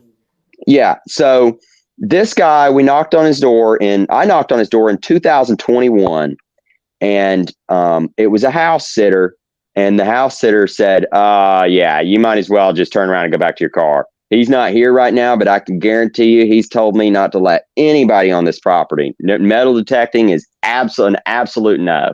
I mean, he was like, there were posted signs everywhere. It was, you know, one of those places where you wouldn't even want to knock, you know, if you saw that place. But I keep an eye on permissions like that, sites like that, and check them about every 3-4 months to see if they've sold or changed hands or anything. We do the same. Yeah. So end of last year, I did my routine check. I have about 50 or 60 properties that I check on a regular basis. And I checked that, and it was a different name. And I called all my buddies up from North Carolina, Virginia, you know, Florida. I said, all right, everybody hop on a plane, because this guy just moved here from California, and he's definitely going to let us metal detect, because I looked at his Facebook page and I was like, that dude looks like a cool dude. He's going to let us detect. So we go down there, we knock on the door. You didn't even ask him yet, and you had your buddies flying in. Oh, yeah. You were sure, huh? Yeah. Well, I mean, I had other sites around there too that we could have hunted, you know, in the event that it was a no. But I said, okay, guys, if I get on this spot, I said, you guys are going to have to be there when I get on it, or, you know, you'll get an invite after the 4th or 5th time. Yeah. Yeah. So they get there and we knock on the door. Dude was super cool. He's like, oh yeah, you know, we didn't even know this area was a Civil War battle, you know, and he's right smack dab in the middle of the battlefield. Yeah. We asked permission. He's like, yeah, y'all go for it. He's like, let me know if y'all find anything. And the dude didn't give a squat. You know, he wanted to see it, but he didn't really care. We gave him a bunch of stuff. But we walked into his side yard there, and on the edge of his yard, there were literally shells everywhere. I'm talking like you could walk. I found like 12 in the course of 15 minutes. I mean, it was almost as soon as I could dig them, there'd be another one, because they were all landing in that one spot. And so we found, I think, close to 40 off of that one hillside right there. That's amazing. Big ones too. We got a couple of 50-pound cannonballs that were fired off of gunboats. We got How big is a 50-pound cannonball, like in diameter? It's about the size of a basketball. Okay. It's about 8 inches in diameter. So I mean, you know, we're talking like, and I don't know. I'll try to give you a comparison. If I was thinking, it's probably like, you know, this big, something like that. You know, about dinner plate size. But a solid mass. I mean, 50 pounds, Doug. I mean, that's a big, heavy thing you're trying to get out of the ground. Oh yeah, we have to wrestle with those, especially when they're deep. I dug a 32-pounder in a swamp one time, and it took me 2.5 hours just to get it out of the hole. Yeah, it was about 3 feet deep in the mud, and every time I would, you know, it's round, you know, it's slick and round, and you're trying to pick it up, and it's wet and muddy, and it's just slipping out of your hand. There's nothing to grab onto. Yep. You know, the mud keeps sucking it back in. You're lifting it up, and your feet are sinking down in the mud. Yeah. Yeah. I had my hunting buddy. He stood on my back, on my legs. He stood on the back of my legs, and I was the whole top. It was too deep for me to reach in there with one arm, so I had to stick my whole head and everything down in this muddy hole. Oh And man. boy, I literally, man, I looked like a ditch digger when I crawled out of there. I was covered. I looked like the mud monster. Yeah. It was freaking. And then I had to walk. I found a 32 pounder and a 50 pounder that day, and I had a 3.5 mile walk to the car. Well, lucky So I the had 32-pound and all your gear. Yeah. So I had 72 pounds worth of artillery shell, Wow. you know, and the worst part about it is that day I'd forgotten my backpack. Oh, so you're trying to juggle them. Yeah. So I had my buddy carry my gear, and I took the 50 pounder. I had to walk about a half mile to the edge of this gravel road, and I dropped it. And then I went back, I got the other one, and I dropped it. Then I called the landowner there, and I begged him. I was like, please, I'll give you $100, $50 if you'll just please. You don't even have to give me a ride. Just get these cannonballs back to my truck. That's the only thing I care about. And he's an old relic hunter, so he was laughing. He pulled up there and slapped the 50 pounder on the back of his car and put the 32 pounder in there and took it back to my truck. And man, that was just, it's cool to have landowners like that.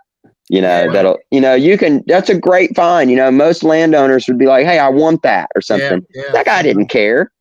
You know, he's like, oh, it's a stupid old cannonball. You know, he'd been relic hunting there for 50 years. He had a million of those. Yeah. You know, he didn't care. And he was more happy to see a young kid interested in it, you know, getting himself that was one of my first cannonballs that I dug. So he was real thrilled, you know, to see somebody my age finding that kind of stuff. Yeah. Wow. But that's a heck of a wrestling story, Doug, to get that out of the ground, get it back to your vehicle. Man, that's one thing people don't realize. Doing that. Those artillery shells are if you know, it's great to get into a spot where you find a bunch of them until you got to walk back to the truck. And then it's like you've hunted all day long. You've wrestled trying to get them out of the hole. And now you got to carry 100 pounds. It's like, man, I can't even get myself back to the truck at this point. I know, you're tired, you're sore. That's got to be the toughest part. When you know some of these spots, he said he's got to walk a mile to get to. Oh yeah, bring these big, heavy, giant, you know, balls of iron and lead back to your truck. Yeah, that's a young man's game. Yep. Yeah, it's definitely not easy at all. Well, that's amazing. I want to bring up a few pictures, Doug, of just some of his gazillion notable finds that Riley's had over the years. I'll try to fly through them because it's getting late. This first one, you know, he does find a lot of native stuff. I just thought this one was super cool. I've never seen one like it. What do they call this specific arrowhead? I've never seen anything shaped like that before. So that's a Catahoula point, and it's what they call a true bow point. Most people, when they say it's an arrowhead, bow and arrows didn't really come out. You know, they didn't really become popular until like 700-800 AD, something like that. Now in Europe, they'd had them for 1,000 years already, but in North America, the bows didn't come around till about 800 AD. So any large size arrowhead that you find that's maybe 2-3 inches long, those are used on what's called an atlatl, and it's like a throwing spear. It had a weight on the back. And you use a piece of wood and it throws another spear. Yeah, I've seen it. Yeah, it's kind of like a weird, sort of like a javelin. It's kind of, it flies like that.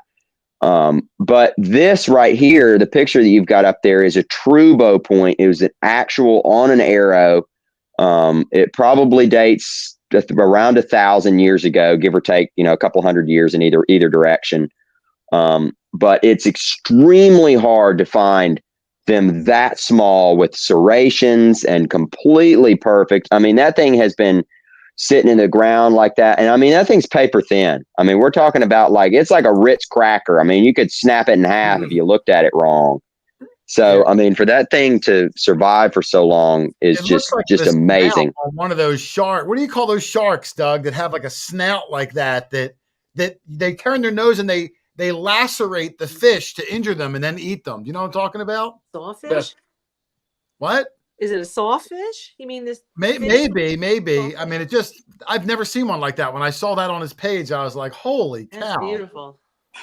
Yeah, I have a lot of people say like, "Hey, man, how that's not going to do anything if it hits. That's so small. What's it going to do?" I'm like, "Yeah, if the thing about it is, they knew exactly where to put it.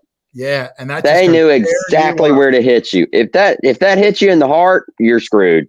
Yeah, you're toast. That's why it's small. This small Yeah, surface exactly. area is going to go right through your skin. It's amazing.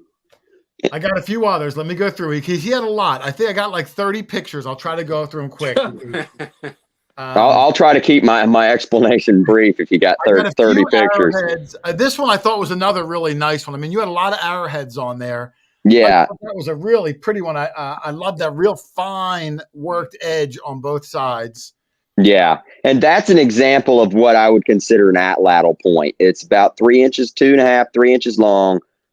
Stemmed like that with the serrations on it. That's what would have been on one of those throwing spears, so to speak. Right. Yeah, you kind of sling the spear. That was out. Interesting. Yeah. Let me see. I got one here. I think the next one, which is the last arrowhead I got. Your mom found that, right? Oh yeah, my mom found that. Doug, I'll try to bring it up if you can see it, Doug. Full screen here. Yeah, I can see it. Look how tiny it's like. It doesn't even cover one fingertip. Yeah, How did your mom find that? So that story is crazy, and I'll keep it brief since we're short on time. But I was sifting. Now this was the same spot that the sponsor dig was at Treasure Fest. On that Monday, it's the same spot. Monday, okay. Yeah, that's where that first point came from that you showed too. But so I'm sifting. I'm digging in what's called a midden, which was a trash pit. It had shell and bone and flakes and stuff like that in it, pottery. I'm digging in that and sifting. And my mom, since I was using a sifter, was just kind of picking through. Now she's never even metal detected. She's never looked for relics. She's never arrowhead hunted.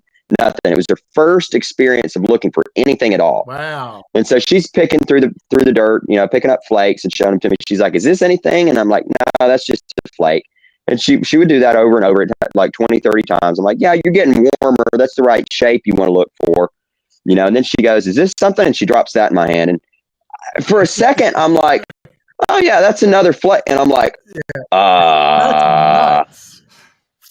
that is probably the single rarest bow point that you could possibly find. I mean, that is like 1 in a million. Sam Johnson, who's runs the Kadoha village there, he's a Native American expert. Sure is. He said he's seen roughly 20 of those ever. Wow. And none of them were that small. That's amazing. And were the other ones he saw translucent? Yeah, really? they were. That's made of an actual quartz crystal, a high quality Arkansas quartz crystal that they napped. And quartz is incredibly difficult to work with in terms of napping. So to get a point like that guy was extremely skilled. Yeah. Well, congratulations to your mom. I mean, for someone who's never done it before, that's a heck of a jump start into. Yeah, she'll never beat that for sure. No, but it's nice. Let me see. He's got so many things, Doug. I'll try to go through them quickly. Now, Riley, not that we would even think of selling something like that, but what kind of value would that have because of its rarity? That's one of those things where nobody really knows. We can give a rough estimate. The other ones sold for $500-600 that were not that small, but I've already had several high-end, top-dollar collectors message me and contact me begging to buy that point.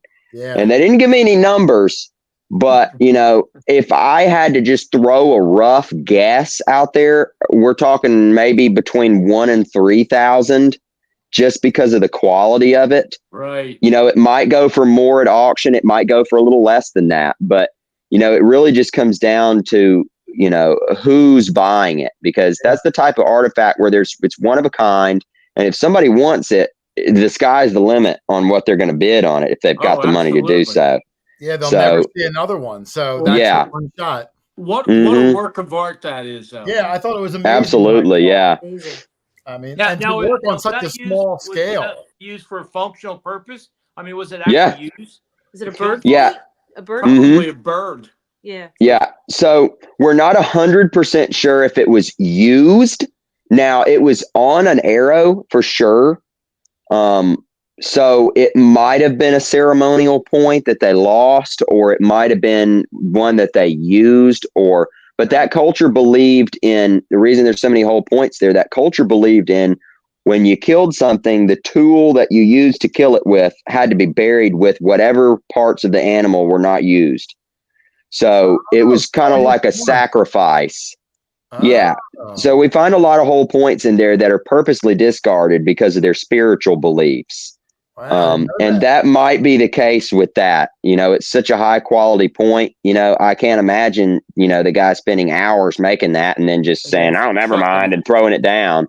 Yeah. So it's probably that type of scenario there. It's probably likely also that since it's a bird point, they missed the bird and they couldn't find, because a lot of birds are smaller, and yeah. Well, I don't think that bird in flight. Yeah. And a lot of people don't realize that these arrows like that were actually used on big game as well.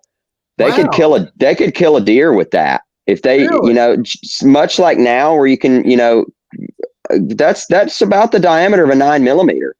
I mean, if you got hit by it, you're not doing well. No, you're not. Out. Yeah, for sure. Yeah, so they knew where to put it on the various animals that they hunted to where it would kill them pretty quickly. They'd put it in the heart. It was small enough it'd fit between ribs if they knew if they hit the right spot.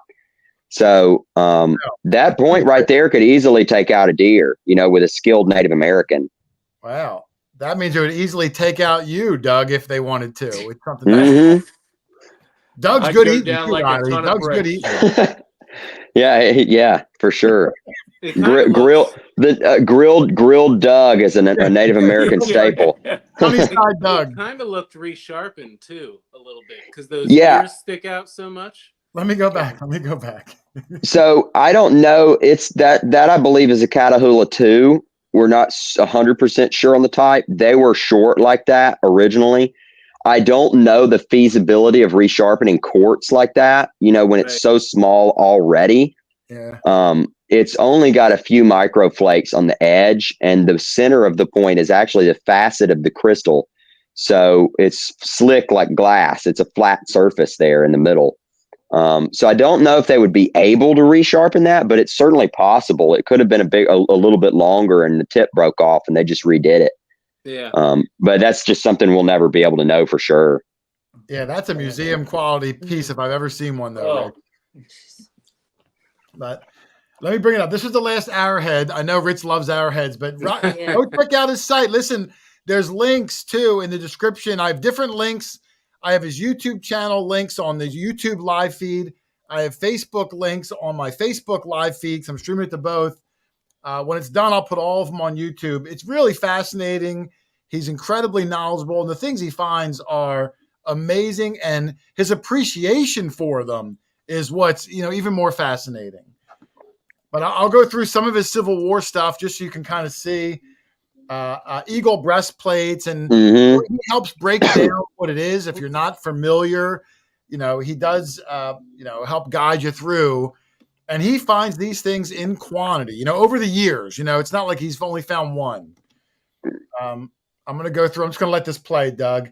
There's more of the breastplates, and I don't know if this is all one day you found those three, but look at the condition. No, I wish. No, that's just my three nicest examples that I have. Sure. That's probably 2-3 years worth of digging. Most of them do not look like that. They're lead-filled brass, and they're very susceptible to freeze cracks. Brittle.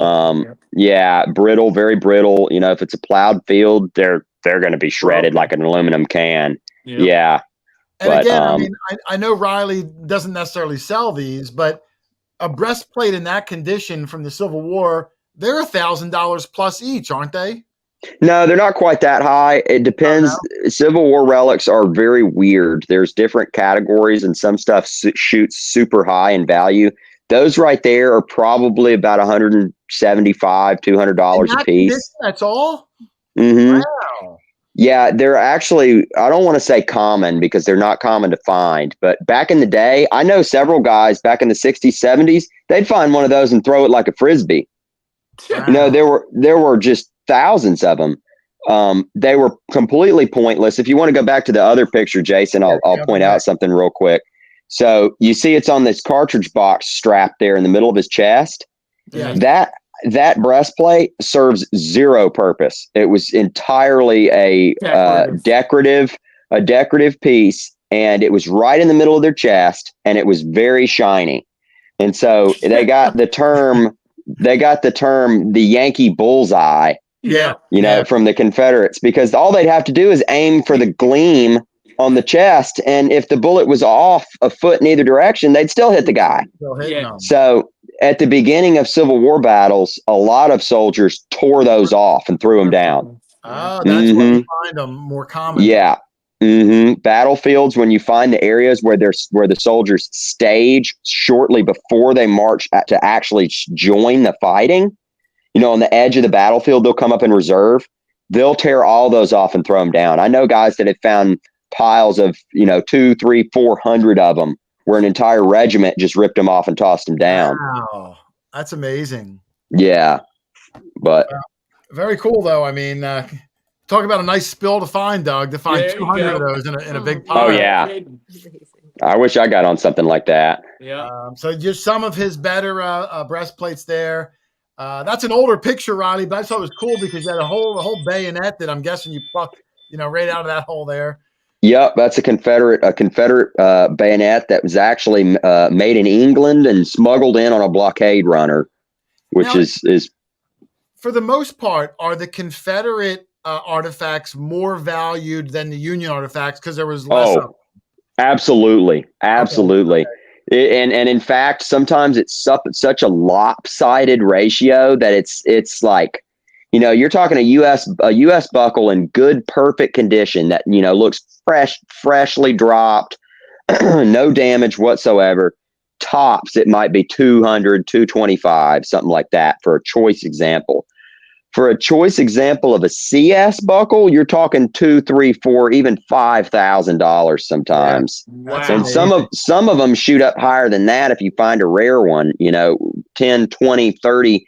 There's one plate that's only like 8 or 10 are known, and the last one sold for $85,000. Wow! So, I mean, you're talking about country, Doug. You're talking about super rare stuff. Yeah. Well, let me see what else we got. Oh, and I saw. I mean, Riley, you're bringing in the celebrities today. I saw KG was in here. Gypsy Jules is in here now. I'm seeing all the big names coming out. Everyone loves Riley, Doug. Oh yeah. Yeah. Gypsy's probably had enough of me with us filming the TV show. This is about all I talk about. Sitting around at night over dinner. You know, I'm just talking about relics. It's my favorite thing, man. It's so interesting. Yeah. And you're such a steward of this stuff. And again, Doug, I mean, what are you, 23 years old, Riley? Mm-hmm. The knowledge he has, you'd think you're talking to a guy who's been doing this for 50 years. Yep. I'm totally impressed with he impresses you easily. Look at some of these buttons he's gotten, Doug, over the years. Yeah. That Mississippi infantry button, I mean, artillery buttons, those are amazing. And this is just like one picture out of, you know, hundreds and hundreds that he's got all over his site. Some of those buttons are probably incredibly valuable, Doug, you know. I'll just give you all a glimpse. Let me bring up full screen. Hold on. Let me bring up full screen. Yeah. Hold on, move you over here. Where the heck? Oops. Hold on, Riley. I'm trying to get this. What the heck? I wonder if I can flip my camera. I don't know if I can flip it. I can do it. I'm just trying to get you. You think I've never done this before, Doug? Hold on. How do I bring them up full screen? I don't know. Let me remove this for a second and see if I can come back over here. All right, there's Riley. Put Riley back up, and then he can flip his camera back around. Yeah, I was trying to get Riley full screen, but I can't seem to get him full screen. Yeah, I'm trying to figure out how I can switch my camera. I don't think I have an option to do that. Yeah. It might just be the back camera, but I'll just turn it around and show Okay, y'all. turn around. I can't bring it up full screen, so You can see here's some of the cannonballs. These are some of the ones that look at those, Doug. These are some that are waiting to be cleaned. I had other nicer examples that are ahead of these in line, so to speak. This one I just finished the other day, and it's a 30 pounder Hotchkiss. Can't get it up.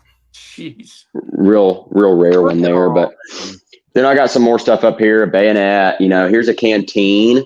That's probably something you don't see. Facebook. Yeah, I saw Yeah, that. probably something you don't see, Doug, very often. A boot pistol. There's some cool stuff. Canister shot. I mean, look how crude that thing is with the sprue on there like that, mold seam. Wow. It's pretty cool stuff. But yeah, I got a lot of stuff that's just waiting, to be cleaned. I just haven't had the time to do it because it takes so long. Oh, for sure. To clean these, the cannonballs. We're talking, to complete one of them to the standard that you were showing pictures of earlier. That nice slick black color. Yeah, we're talking about a week of work on it. Yeah. Electrolysis. It's got to be wire brushed. It's got to be dremeled. I use a Dremel tool on all of mine to strip it down to the bare metal. That's the only way I've found that has been able to stop the rust, is just complete, because electrolysis will get the rust off, but it'll leave that thin black layer, and that'll cause problems later on if you don't get rid of it. So, and then what do you put on it when you're done to keep it from re-rusting? Like a carnauba wax or something? So I actually use polyurethane, and I use a clear satin polyurethane. It's reflective by itself, but I mix it with a dark colored rust stopper. It just comes in a can from Ace Hardware. I spray it and mix it up with the polyurethane and paint it on there and coat it on there afterwards. So that on the right, this is kind of interesting. That picture on the right, that cannonball, I haven't done electrolysis on that in that picture. Oh, how did you get that clean then? So the rust on the left, it came out of a creek, and the rust on the left is like a shell. It's like an egg shell. Protected. So when you hit that with a hammer, it just cracks. It just cracks open, and it's slick underneath. It looks brand new. I saw Gigmaster. Is that his name, Gigmaster? Yeah, Gigmaster. Mm-hmm. Yeah, he found one that was encrusted and it opened up like a shell. Yeah, that's exactly what that one did. It literally was still shiny after 160 years. Wow. I mean, that's just nuts. But I'm sure you got. Heck, I think we've gone through about 7 of the 30 pictures. Well, it's so hard for me not to just start talking about everything. Look at that one on there, Doug. Now that one, I'm guessing they filled that because you can see the opening on the top. They filled it with more of those, just musket balls or whatever. Mm-hmm. That's a fuse there. A fuse. Yeah, that's a Warman, a 5-second Warman time fuse on the top of there. Right. And that one's got an explosive charge in it. Now I get all of these disarmed. The odds of yourself disarmed. No, I have a friend of mine that has a remote. He's actually got a bomb shelter that's an old Cold War shelter that he has a remote drill press in. He's done thousands of them, so he knows exactly how to do it. Now, that being said, the chances of one of these blowing up randomly, you're talking about nothing. I mean, you're more likely to get struck by lightning. The only way it could possibly explode is if you threw it in a fire or tried to drill it yourself and, with a dull bit and it heated up. Wow. But a lot of guys would do that. They would try to drill through it, and God forbid. I mean, if there's dry, is there gunpowder in the middle of them? Mm-hmm. Yeah, they're filled with gunpowder. Now, most of the time, the gunpowder's bad. It's gotten, water in there. These things weren't 100% watertight, and the iron around the fuse and the threads have degraded enough to just let a little bit of water in there, to kind of seep in. But unfortunately, that creates gases on the inside when the water starts decomposing. So it won't, or when the powder starts decomposing. So it won't blow up, but when you punch through to the powder chamber, it'll hiss and spray and do all kinds of stuff. And I drilled a 50-pounder one time myself that had a wood fuse in it. So I thought, heck, it just has a wood fuse. This water's gotten in there. But the wood fuse was swollen up and just like hard as a rock. So I drilled through the center of it. And I was in my kitchen when I did this. Oh, inside. Yeah, my mom was real thrilled about what happened next. But I drilled through this thing, and as soon as I punched into the powder cavity, it just sprayed like pure black, like ink, all over my face, on the ceiling. It was just a geyser. It went all over the kitchen. It took me hours to clean it up. It was Like terrible. Yeah. But as soon as it started doing that, it was hissing and making all these crazy noises. Man, I was already out the front door running. Scared of bejesus I mean, out of yeah. you? Oh man, I came out of my skin when it started doing that. I'm like, well, this is it. Well, This is how I go. Mom, get out! Or were you like every man? Yeah. somebody Yeah, I'm like, in if you hear a Virginia- big boom, Oh, I got it full screen, Doug, for some more pictures. Yeah, What were you saying, Rich? somebody in Virginia I don't think it who was- was I'm sorry, go ahead, Rich. No, I wasn't- thought it was Rich talking. It was you, Doug. Continue. Yeah. Someone in Virginia that was very well known at defusing or disarming these things actually died in an explosion. and that was a unique scenario too. So now that was a naval cannonball, and a naval cannonball, they had watertight fuses that were actually waterproof at the time. Right. And those things can be a little dicey. The inside of those are usually probably about 80 to 90% of the time are usually still good, like Right. brand new. So he had already drilled a hole in it. He had already flushed out most of the powder, but he had let it dry more. Now the powder sometimes on the end of those is like a rock on the inside. It's really hard to get out. I have to stick I have to stick a power washer nozzle in there and blast it out with super high pressured water. Show them. But he did not get all of it out. And then he was using a wire wheel or an angle grinder. I forget what it was, but he was trying to scrape the rust off one side, and a spark went into the hole that he drilled. And that's what caused it to explode. And it actually sent a fragment of that cannonball 1.5 miles. It went through someone's house, as I recall. Mm-hmm. Yeah, it did. So, that just goes to show how much damage those things. And that thing, that was a third of the black powder that it normally had in it. Yeah. I mean, just those big shells like that. I don't know if y'all know this, but just the concussion of that exploding, if you're within like 50 feet of it, just the concussion will kill you. Wow. There were plenty of guys that didn't even get hit by anything, but just the sheer pressure of that exploding, getting hit by the shock wave of it, it would just destroy them. Wow. Break their neck or break their spine or something that was, a mortal wound. It'd be like having a car accident, like getting whiplash. Or even if you survived it and you were in a safe, it might break your spirit if you see your fellow, soldier. Oh, yeah. Like you're getting the heck out of there. I can tell you, if I was marching into battle and I saw a huge cannonball turn my buddy to the left of me into just nothing, I would be turning around and leaving. Yeah, I wouldn't be there anymore. Yeah, I'd be like, well, you guys win. I'm going home. Yeah, I'll deal with the consequences. I'm going home. Yeah, it's like, nah, I'm not interested in getting hit by a freaking steel basketball. Let me see what else we got, Doug. I mean, really some impressive stuff. And I'm sure he could go on for hours. I mean, here's some of his buckles. Wow, he does have a Confederate. He's got a lot of them, Doug. This one, I forget, this one was called a special name, Riley. What was this one called? Yeah, it's a sardine can buckle. And they call it that because it looks like a sardine can lid. It's the same shape. But that's an extremely rare buckle that was a Confederate officer's buckle. So that's normally those are like $8,000 to $10,000 just by themselves. That one's a little bit less because it's got some damage, but I can pretty much, based on where it was found, track it down to one of a handful of different men. Yeah, which is really the most interesting part about it. For sure.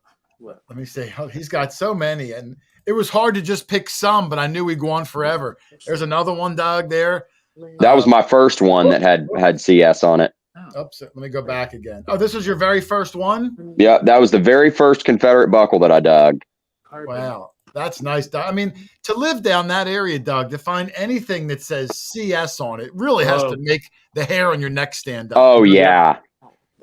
Those are the two magic letters in the South. Oh, you find something with CS on it, because the Confederate States was only lasted for 4 years. I mean, it'd be like finding a Rev War British buckle or something. It's just really hard to find. Yeah, and they didn't have any good years either. 4 years of nothing but fighting and war. Exactly.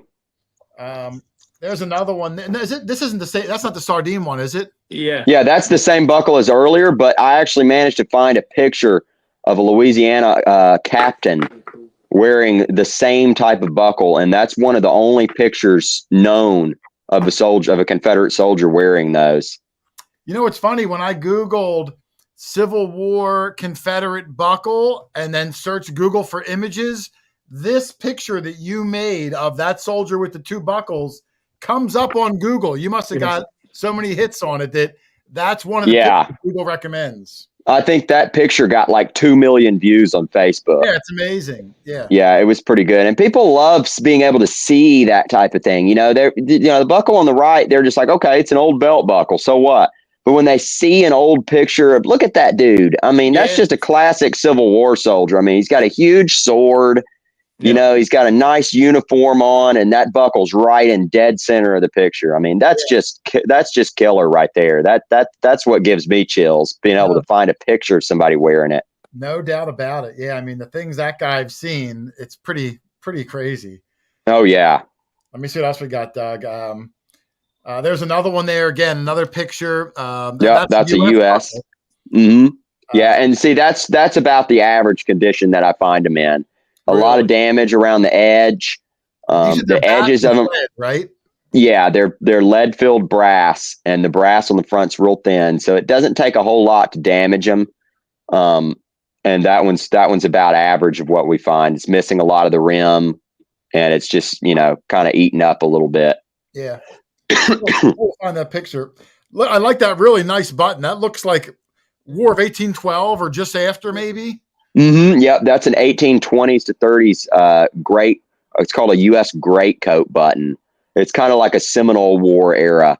But I found that in the sand in Wilmington, North Carolina, and it came out looking just like that. Yeah, that's in fantastic shape.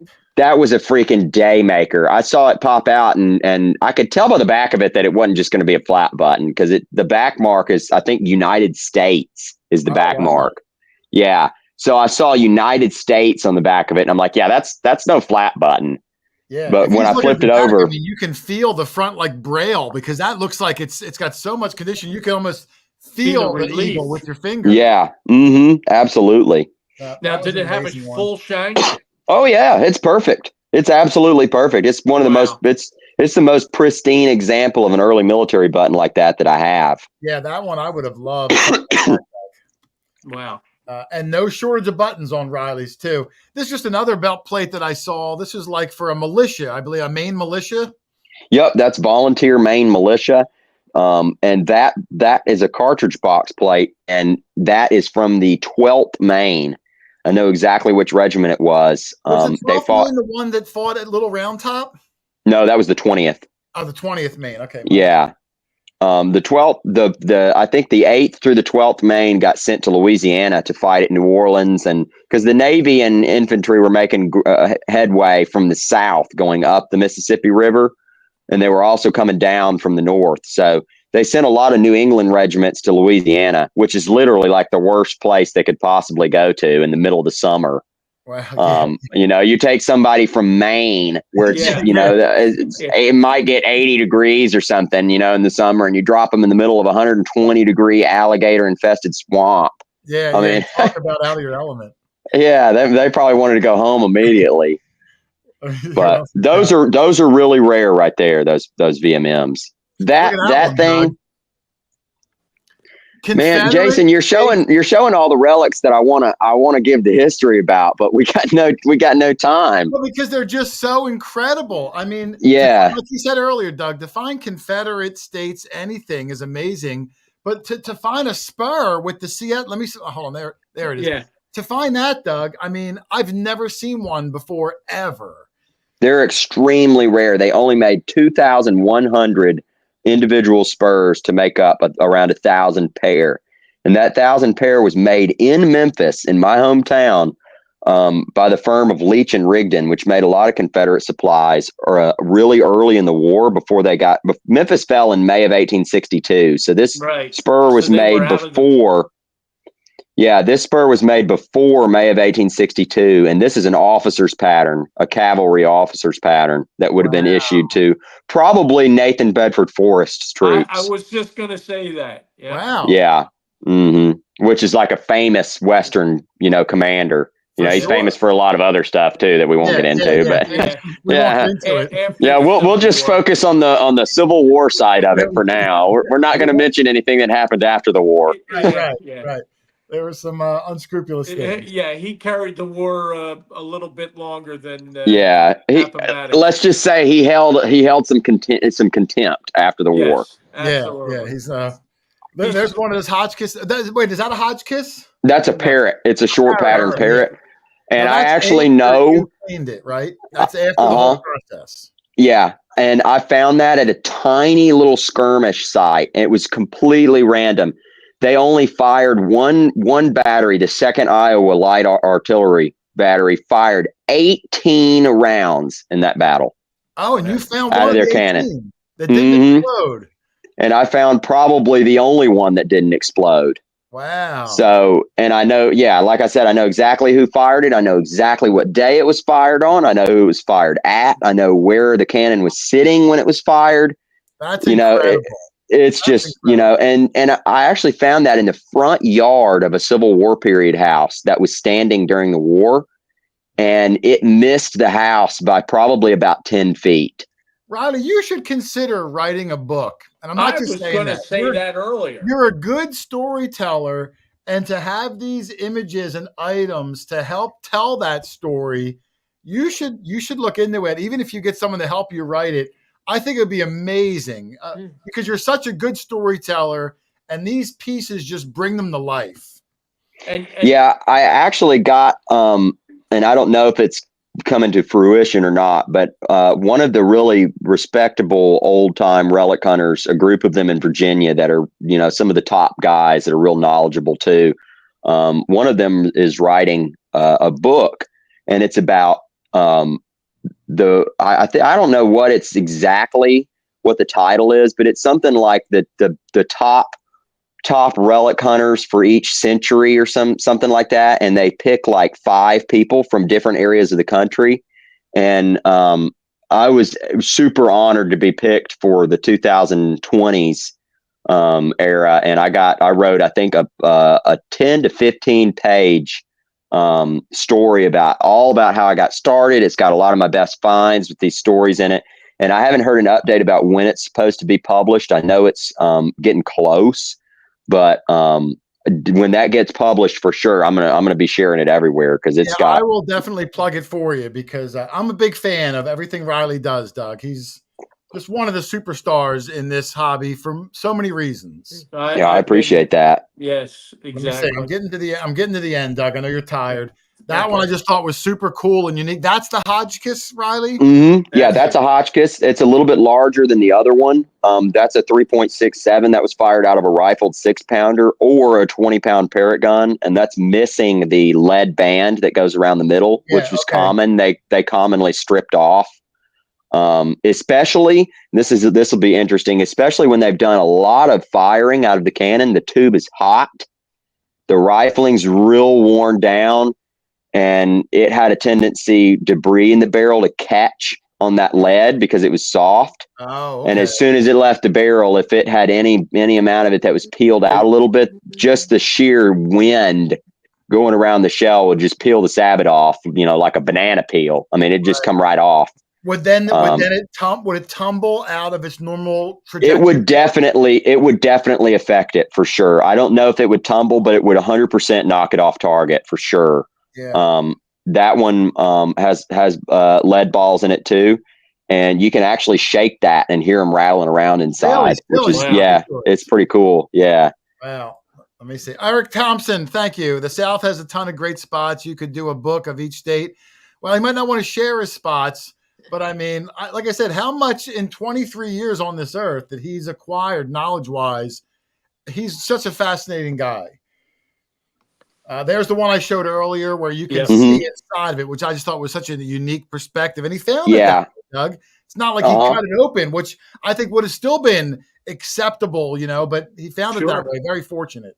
Yep. Yeah, that's one of my favorite artillery shells for sure. Have you ever found a cannon?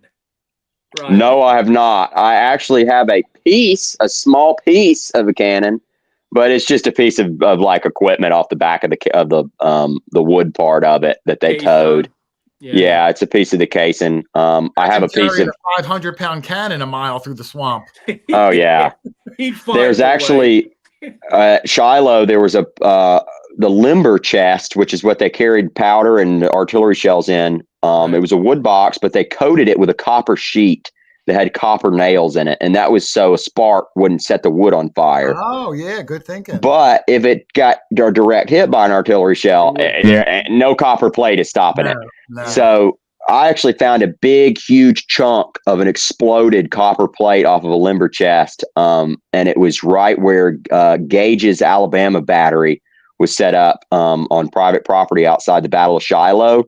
And one of their limber chests took a direct hit from a Union artillery battery, and it exploded. And it's I think it's in the reports somewhere. I'd have to dig for it, but it's actually documented that one exploded right there, and I found a piece of it, which was just super cool.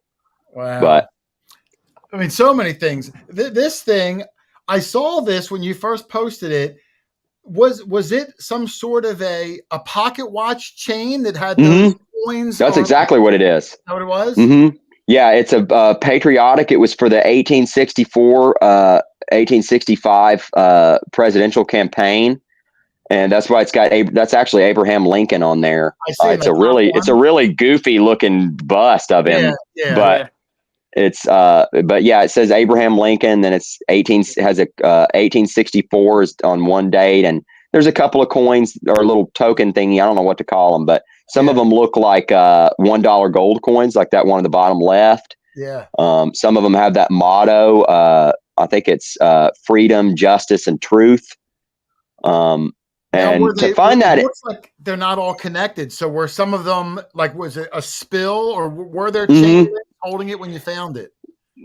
So I found several pieces of the little chain, and just for the sake of the picture, I didn't want to put them on there because it's hard to get a picture of all of them, but I do have the little links off of them, but most of the links are opened up. Gotcha. So that's why they were all kind of apart in the hole, but I found that's not even all of them. I think I have like 2 or 3 more of the little links that weren't in that picture just because they wouldn't fit. Okay. Gotcha. But it was odd to find that in the South. That's for sure, because nobody liked Lincoln. Nobody liked Lincoln. Yeah, that was like if somebody saw that, you wearing that, they'd probably start beating you. We have people like that in today's political world, but we're not going to mention them. Yeah. Let me see what else we got here, Doug. I'm getting to the end, I promise. This one I put in, Doug, because he found this with you and me up in upstate New York. I remember another one of my permissions. That, he would have found it anyway. The guy's good. I think it's not even his first one. I think you had 2 of them, didn't you? That's actually the only Civil War token I've ever dug. Oh, I thought you said you had one of those. So no, that's the only one I've got. I have another token that's sort of civil. It's not really a Civil War. It's not a patriotic token. It's an 1860 gambling token that was good for $5. So I kind of sort of count that as a Civil War token because I found it in a camp. Okay. But that's the only one that I have that's patriotic, because you don't really find those aren't in the South. You're not going to find that in the South. That's a New England thing. Yeah, that's a New England or they find a lot of them in Ohio. Doug found this one in New Jersey, and I did a little thing on it in the video, because if you can see right here where it says spot, there's actually a variation where they miss wrote it out, and the variation says shoot him on the spoot with On two the arms. spoot. So I was trying to clean Doug's to see which variation he had, but he had the spot one like yours. Yeah. Yeah. It wasn't as good as condition as yours. You can actually see the top left. Some of those letters are kind of jumbled. They're Yeah, real weird, and the lines aren't straight. It's a pretty crude token. Yes. Yeah, it's very cool, but just the text on there, and that's that Fort Dix is not far from here. That guy's name that they named Fort Dix after. It's Mhm. in the middle of that. Our area. Correct. Now, they were considered peace tokens, but there's a number of different variations. Jason found one right in our town, and it's got a cannon. I think you just posted that, didn't you, Jay? Yeah, I did, but the one I found used as currency. Where I don't know if this was used as currency. Well, they were all period, dated though. 1863, Mhm. and they probably were equivalent to a penny. Yeah, Probably. Riley's was a little bigger than a penny, wasn't it? Like almost nickel size, as I recall, Riley. Yeah, it's a little bit bigger. It's an odd size for sure. I want to say it's between a penny and a nickel. It's like just an odd size. Yeah, it was interesting. But I remember the house. I was inside getting that tour for an hour and a half, and I came out. Riley had 5 holes open, and this was one of them. It was awesome. Yeah, that was a good little spot. Mud Hunter says Riley lives close to the Battle Island, number 10, trying to get permission on what used to be my grandparents' farm there. Mud Hunter, if you get it, have Riley come join you. He's really good at finding stuff. You can document everything you get. So Island 10's a good area too. I know some people that find some stuff up there. It's a pretty good spot. I've only dug up there once, but I didn't find squat. No, well, it's a real random area. That would be a good opportunity. Yeah, if it's close enough, it probably definitely has stuff. And then I got a few pictures of some of his, I call them like interesting bullets. I thought this one was really neat. He found that, if I'm telling the story right, he found that a dropped 3-ringer in the dirt, and he decided to encase it in the dirt. He just thought it was cool. That's exactly how he first found it. Wow. Yeah. So it was in a big clump, and I actually took it home and sealed the chunk of dirt. I soaked Elmer's glue into it like 5 times, like 5 times in a row until it was just like hard as a rock. And then I took a knife and carefully shaved it down until I got it to where it was a nice display piece. Whoops. And then all the information about where it was dug, who might have dropped it, everything is actually written on the back. Oh, that's a good idea. Yeah, so it's got the date that I found it, where I found it, and obviously, that's not going to be pictured, but yeah, but cool. But it's I like doing that with stuff. All my shells have a serial number on the bottom too that tell me where I found it, when I found it, all of that stuff. So I like to keep track of that. Yeah, I mean, because when you find so many of the this, I'm just going to show these are like, maybe 2 days of hunting one spot. That was one day. One day. Holy cow. That was one day. And the crazy thing about it is that I found 12 shells that day, and I gave away a bunch of them. Some of my buddies hadn't found cannonballs before, and I got the signal for them. I'm like, here's one. I'm like, y'all come dig one. They come over there and dig it. It's a 6-pounder. And then another guy would come over, dig it, and it would be a Hotchkiss shell or something like that. So that big one right there, this is kind of funny. I found that behind a dumpster for McDonald's. Oh, I'm serious. Tyler was telling me about that McDonald's you guys go to. Yep. It was literally behind McDonald's. I was digging that out, wrestling it out of the hole, and I'm like, man, is that somebody talking? I'm like, is there somebody else back here? And I paused and listened real careful. He's in the drive-through. No, seriously. I hear somebody say, let me get a Dr. Pepper with that, and can I get a Big Mac too? And I'm like, what? Somebody's ordering a cheeseburger, and I'm in the woods back there finding cannonballs. Yeah. Well, that's amazing, man. I mean, just some of these pictures, like, the average day or two, Doug. I got a couple of them. Like, that's an average day or two. Well, maybe not average, but all. Yeah, I wouldn't say that's average. That's a spectacular day for me. But the only time ever you've had days like this. Yeah, I've had several days where I got 1, 2, maybe three shells here and there. A couple where I've gotten 4 or 5. Yeah. And all those 3-ringers, probably 60, 70 of them, one location. I think I got one or two other ones. I mean, look at that. Wow. Yeah, that Insane. Yeah, that was a weekend. And the craziest part about that, you'll get a kick out of this, Jason. That was literally from the yard of my Airbnb that I was staying in. We always wanted to do that, Doug, is to get the Airbnbs and hunt them. Yeah. We're getting the wrong ones. All we got is squatters. They owned 6 acres there, and I booked it up, and I'm like, man, that's actually in a really good spot. I'm like, it'd be great if we could hunt the yard. And I talked to the owner, and they were like, you want a what now? I'm like, I want a metal detect, see if I can find some bullets or something. And they're like, okay, whatever. Yeah. And we started digging, and man, I went out behind the back porch and found a 20-pound parrot shell. It was like my second signal. I'm like, oh man, this spot's going to be crazy. My buddies that I was digging with, they hadn't even taken their suitcases in yet. They're like, you get a 5-star Airbnb review after that weekend. I've stayed there a bunch of times. I found a musket. Yeah. I found a full musket right behind that place. Wow. It's freaking, that place produced I think it produced about 30, between 20 and 30 artillery shells, and probably close to 1,000 bullets. Doug always wants these luxurious places. I'm going for the old. I don't care if we sleep on the floor. Yeah. Yeah. Yeah, but that was a pretty good place too. Well, nobody wants. Doug. I know we got to hook up with Riley. That's all I can say. I really want to get down there. I've never dug one 3-ring bullet, and Riley just, he knows what he's doing. Like talk about the ultimate tour guide. Riley just, even if to be in the presence and watch Riley find stuff, because we've hunted with him, he gets excited when he finds all these buttons. Up in New York, he was finding some incredible War of 1812 buttons. Yeah. And he has such an appreciation for it. It's good to be around him. I didn't even put pictures up of his coins. I mean, obviously he probably finds a gazillion coins, but we find a gazillion coins. So I wanted to show the things that Riley finds that you wouldn't see on my channel. Yeah. But amazing stuff. I think I have 3 or 4 left and we're done.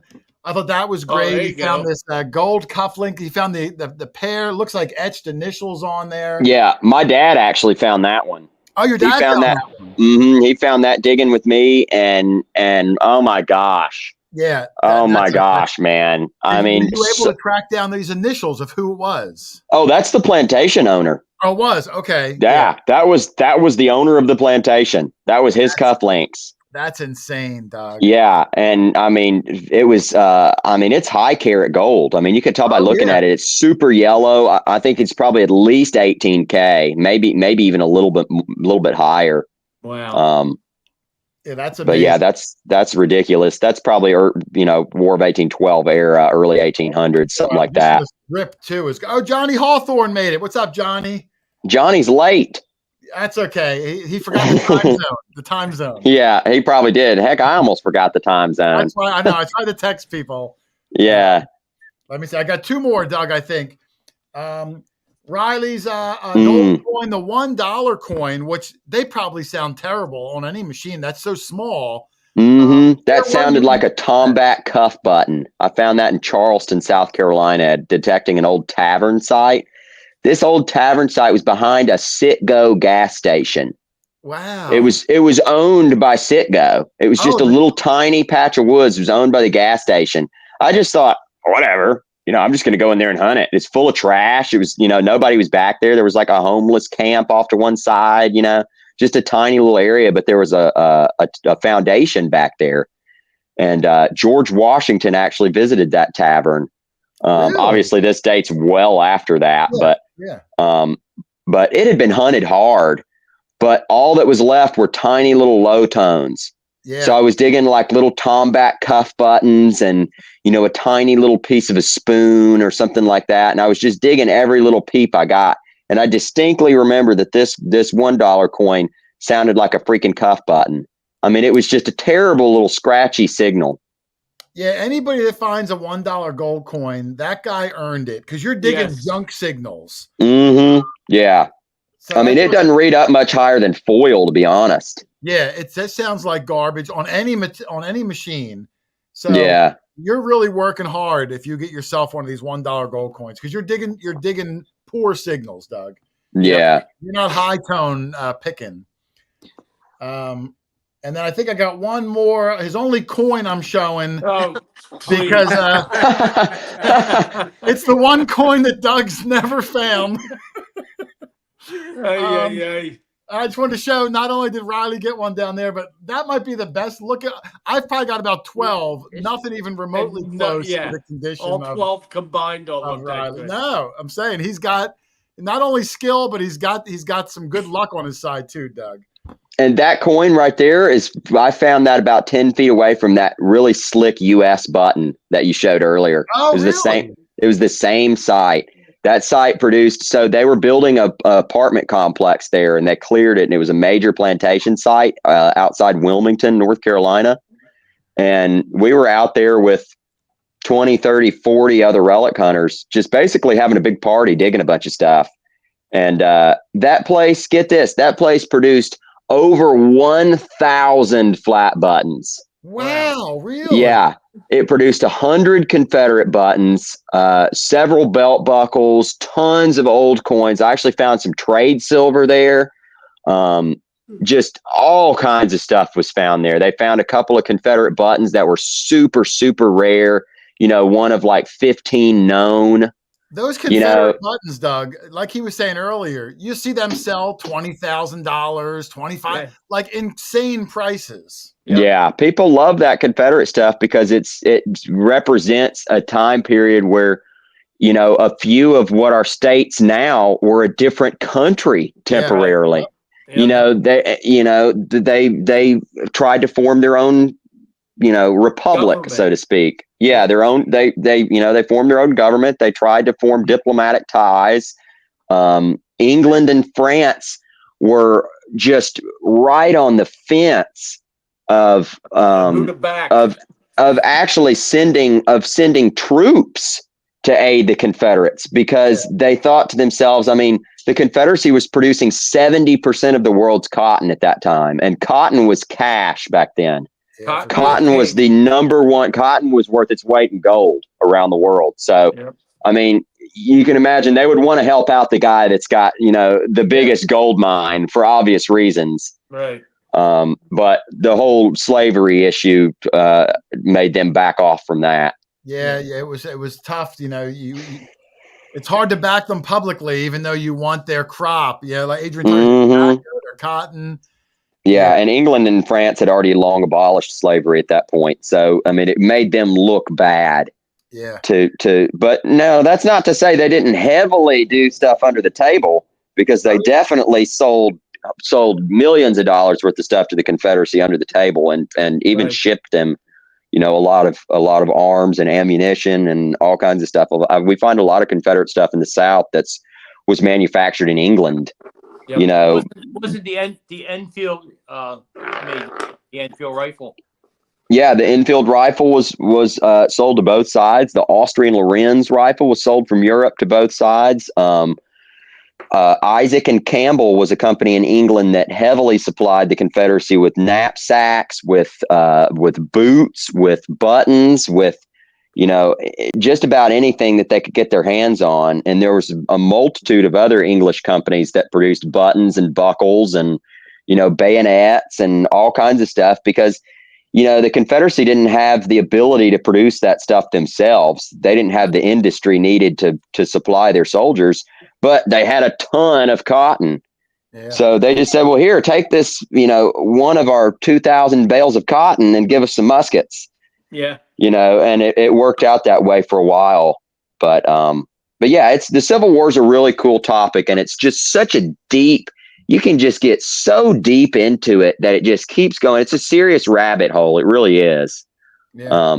And it just gets more and more interesting the further you go into it. It's like an addiction. You just got to learn more. Yeah. No, I agree. And you do such a good job. Like I said, Doug, 2.5 hours and Doug's still wide awake. That's rare, Riley. Well, yeah, I've always been a big advocate of the history of the Civil War, and Riley exemplifies that so well that I'm just hanging on his every word. Yeah, it's amazing. Like I said, you'd think you've been talking to a guy who's been studying this for 50 years. I put in the title of the show that he's the Prodigy, because he's always been this way.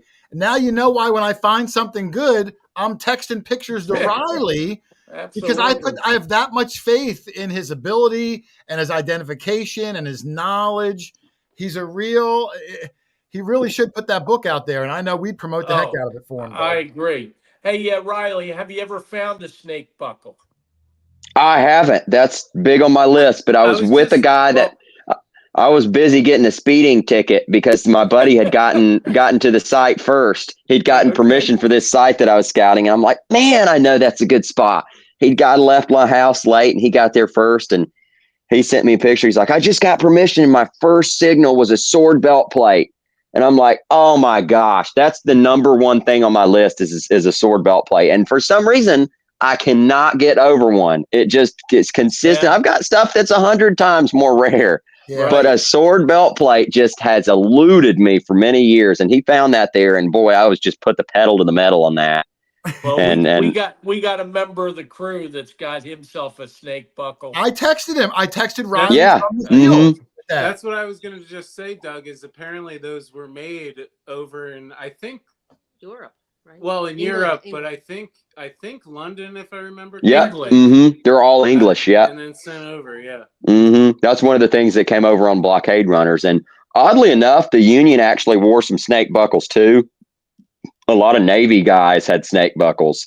But if you find one in the South, it's Confederate. It's 100% Confederate. You're not going to run into one down here. That's like there's a snake buckle pit, they call it, somewhere in New England that I know American Digger's been to many times, and they find a bunch of iron snake buckles up there, and those are just post Civil War or Civil War period, and they're used on like police belts and fire department belts and stuff like that. It's not necessarily military, but when you get down in the rural Mississippi and you're finding, dropped infield bullets and you dig a big brass snake buckle, it's definitely Confederate. 100%. Yeah. And that one was found in, this one was found in a colonial yard, no less. Yeah. Yeah. They were very popular in the mid 1800s. Like I said, for a lot of government jobs, police and, that type of stuff. It was a good, easy belt that was easy to put on. They liked that design. Yep. Well, Riley, I don't want to hold you. I know you're sick. I mean, I was going to try to keep you to an hour, and I look up, Doug, he's been on. Yeah. I don't even know, but he's so interesting to talk to. Yeah. I'd love to reach back out and have you on for part 2. I didn't even get to the questions I had lined up for Riley. Yeah, man, I'd be more than happy to do a part 2. Anytime y'all want to have me back on, I'd love to be back on. I appreciate it, man. You're a good storyteller. You're a good dude. I know all of us have a lot of respect for you, and we wish you the best. And I hope you're feeling better soon. Yeah, Doug, I appreciate that. Anything last before we let Riley go? Yeah, I want to tell Riley we'll trade you a colonial site for a Civil War site. Deal. I'll put y'all on some good stuff if you can get me over a great bust, because I've never found one. Oh my goodness! Yeah, we eat them like Pez candy up here, Riley. Oh yeah. Did you see my Drake bust? I didn't. I'll have to. Is it on your Facebook? Yeah, I think I did put it on there. Yeah. Okay. Yeah. Once I get off of here, I'll go take a look at it. 50-cent piece. Yeah, that was a cat. Oh yeah, you showed me that at the table at Treasure Fest. That thing was awful, man. That's insane. Yeah, I can't promise you a cat bust half, but a drape bust large cent, no problem. Yeah, a drape bust large cent would make me happy for sure. Yeah. Charlie, anything before I let him go? No, I'll tell you what. I'm in awe. He knows so much, and I can remember my grandfather talking about his father being in the war. But I've learned so much tonight from him about all the bullets and the buttons. And it's so cool. Yeah, I enjoyed it. Yeah, he's good too. I mean, I thought about doing a game, but I knew we wouldn't have time, where I would put up like 20 different 3-ringers, and I know Riley would be able to know every single one of them because he's just so good at it. It's almost unfathomable. I just want to show Riley something. I do have my great grandfather's photograph, Matthew Brady. Oh, dude. That's awesome. That picture. He's sitting on the stump of wood there. Wow. Charlie that's still has crazy. Too, that has the buttons on there. Don't you, Charlie? Your great grandfather's buttons? I have his buttons. I have his pistol. Wow, that's awesome, man. I'm fortunate to have it passed down to me. And like I said, My grandfather used to tell stories about his dad marching into Gettysburg, and it's all cool stuff. But tonight was very good for me to see what you do and see all that you have. So thanks for saving the historical things of our past.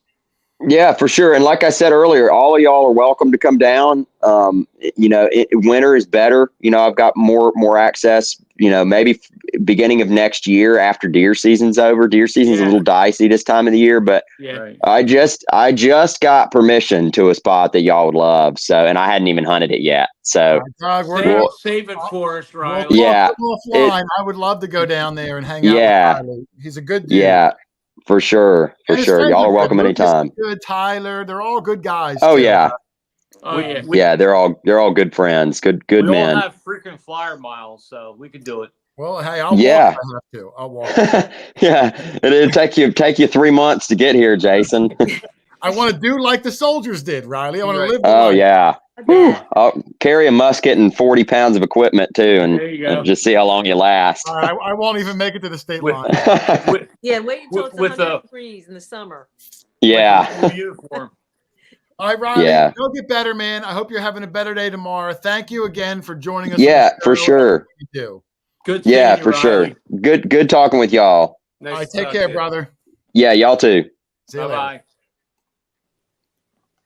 Doug, I mean, come on. What an awesome guest. If I told the fans out there, hey, guys, I'm having a 23-year-old Civil War expert, they're going to think I'm full of baloney. He's a real anomaly in this space. He is. Amazing. Yeah. And one of the nicest guys, too. I was just going to say, we just spent a weekend with him, and the personality that you just saw for an hour and a half, 2 hours, that's the way the guy is. And he's so enthusiastic about finding these things. What he just described when he found the research over one little piece of spoon is just amazing. It would go in a jar maybe, or a box at my house. I wouldn't take that, but that's how much he loves this hobby. Yeah, he's really amazing. Really spectacular. Like I said, and his buddies are just as nice too. All three of them. We hung out for quite half the weekend. Yeah. And I just have so much respect and admiration for him and his group. Yep. Look, it's been a long show. I'm going to just say a few hellos, but I do want to plug Lynn real fast because I tried to do it in the beginning and I messed it up. Hang on, Lynn. Hold on. You had stories. I did. I had some stories. Lynn's got another show coming up, but at her last show, someone came up to her, Doug, and Lynn did the picture. So I wanted to give them a shout out. Lynn, was this your booth from the show you just did or the upcoming show? This is, I'm going in 2 weeks. I'll be in Ohio. And this is a picture of the booth from last year. Because obviously it's not set up yet for this year. Similar booth style though. Similar, yeah. Lynn's really good at her staging. She stages it for a whole day, Doug. It's not just like crap put on a folding table. Like it just looks inviting. Yeah. We have 2 days of setup for this show for a 1-day show. So it's crazy. And let me see. I have the flyer at the show coming up. A picture of her booth. This is the family that came up to her. Where were you, Lynn? In Virginia? This was last weekend in Fishersville, Virginia. And ironically, you had plugged the show, but they had not seen that. And what? It was totally random. No, I know. Yeah. No, they didn't see. They do watch, but they hadn't seen that one. And it was a crowded time. There's a lot of people around, and all of a sudden I heard somebody yell, "QuarterHoarder." So it was that guy. So, and I need more pictures for Saturday. I'll bring them Saturday. I'll bring them. What were their names? Remember their names? That is Chuck and Tammy. Chuck and how about the dog's name? They said them, and I don't remember. All right, fair enough. But Chuck and Tammy, thank you for supporting Lynn at her show. And you gave them a picture, your last one? The last one they got. All right, we'll bring them more on Saturday. And then this is the upcoming show in a few weeks. In 2 weeks in Ohio. Berlin, Ohio, Simple Goods, Saturday the 2nd. Make sure you come back to this show and pause it right there if you need to look it up or anything. One day, it looks like, Lynn, just Saturday. It's a one-day show, but it is worth it. It's amazing. All right, if you can get out there, Berlin, Ohio, at the Heritage Community Center, Lynn will be there, fresh pictures in tow, and maybe you guys will make the show, but at least you'll support Lynn and check out some of her cool antiques. Thank you. All right, Doug. Listen, it was a super long day. So many people were coming into the chat when Riley was going. I didn't want to interrupt him. Yeah. Like I said, I saw KG come in, Gypsy, Pink Power Alley is here now, Drummond Detect, Joshua Sipes, the guy who makes the lanyards, which I'm going to be giving some away in a week. Guy. We saw him at the event. Him and his wife and kids. And yep, the whole family was there. Great guy. First time I met him in person. Yep. NEPA History and Archaeology Search, JSCO77, Toledo Tab. There was a whole bunch of them popping in. Rick Rarig, Doug Baden Shop. I see a lot of the same names, and I appreciate you guys coming in. Claudia Lamberson. How are you, Claudia? Everybody. Damian Wolford, how are you? But what a good show, Doug. One of my personal favorite ones because the guy is just so good. And I like to think we have another really good guest next week. Doug, do you remember who it is? Hold on. Do you have another hour? No. Rich, do you remember who I said was coming? I remember. Is he Hey, from New Rich, I'll York? give it to you. It was Merrill. Right? Merrill from Merrill. Metal Detecting NYC. Okay, I remember now why I forgot. Yeah, you remember why you He's forgot. a Mets fan. Yeah, he's a Mets fan. Yeah. Good guy. We spent the weekend with Merrill as well. Yep. I'm really looking forward to him. He's a fun person to hang out with. Yep. So make sure you guys tune in next week. We'll have Merrill on. I'm sure there's going to be more than your share of laughs, Doug. Oh, this guy he's almost as funny as me. If he lived closer, he'd be part of the team. I'll tell you that. Oh, absolutely. He has hunted with us. Yeah. He has hunted with us. Yes. Yeah. Just an easy guy to get along with. Yes, he But is. holy cow, Doug, it's almost 10 o'clock, but it flew by. Holy cow. I'm going to have him back on again. Riley, I didn't even get to the questions or anything like that. He just takes over the whole show. Yep. So, all right, listen, Charlie, we're going to wind this down. Any last minute things? I know you were kind of quiet today. Any last minute words to the people out there? I was in awe tonight. I was just happy that he shared all his things with us. It's incredible. It is. I did want to ask him a few things, but next time, part 2. We'll have to write them down. I wanted to find out if he was at Gettysburg, if he ever went to any of these battlefield sites. I mean, he detects, but does he actually go to where they're, like Gettysburg? Did he ever go there? Not to detect, but just go there. Yeah, go and explore. Yeah, it's a good question. I don't know. We might even go down and hunt with him maybe this winter. I've been trying to get down with Riley. Yeah. Tennessee is not exactly around the corner. Do it. Yeah, I want to get down. Tennessee is, it's a significant distance. But it's not that far. All right. Well, you don't drive. You passing, so it's not that far to you. If you would let me, I would. I don't trust your driving. Okay.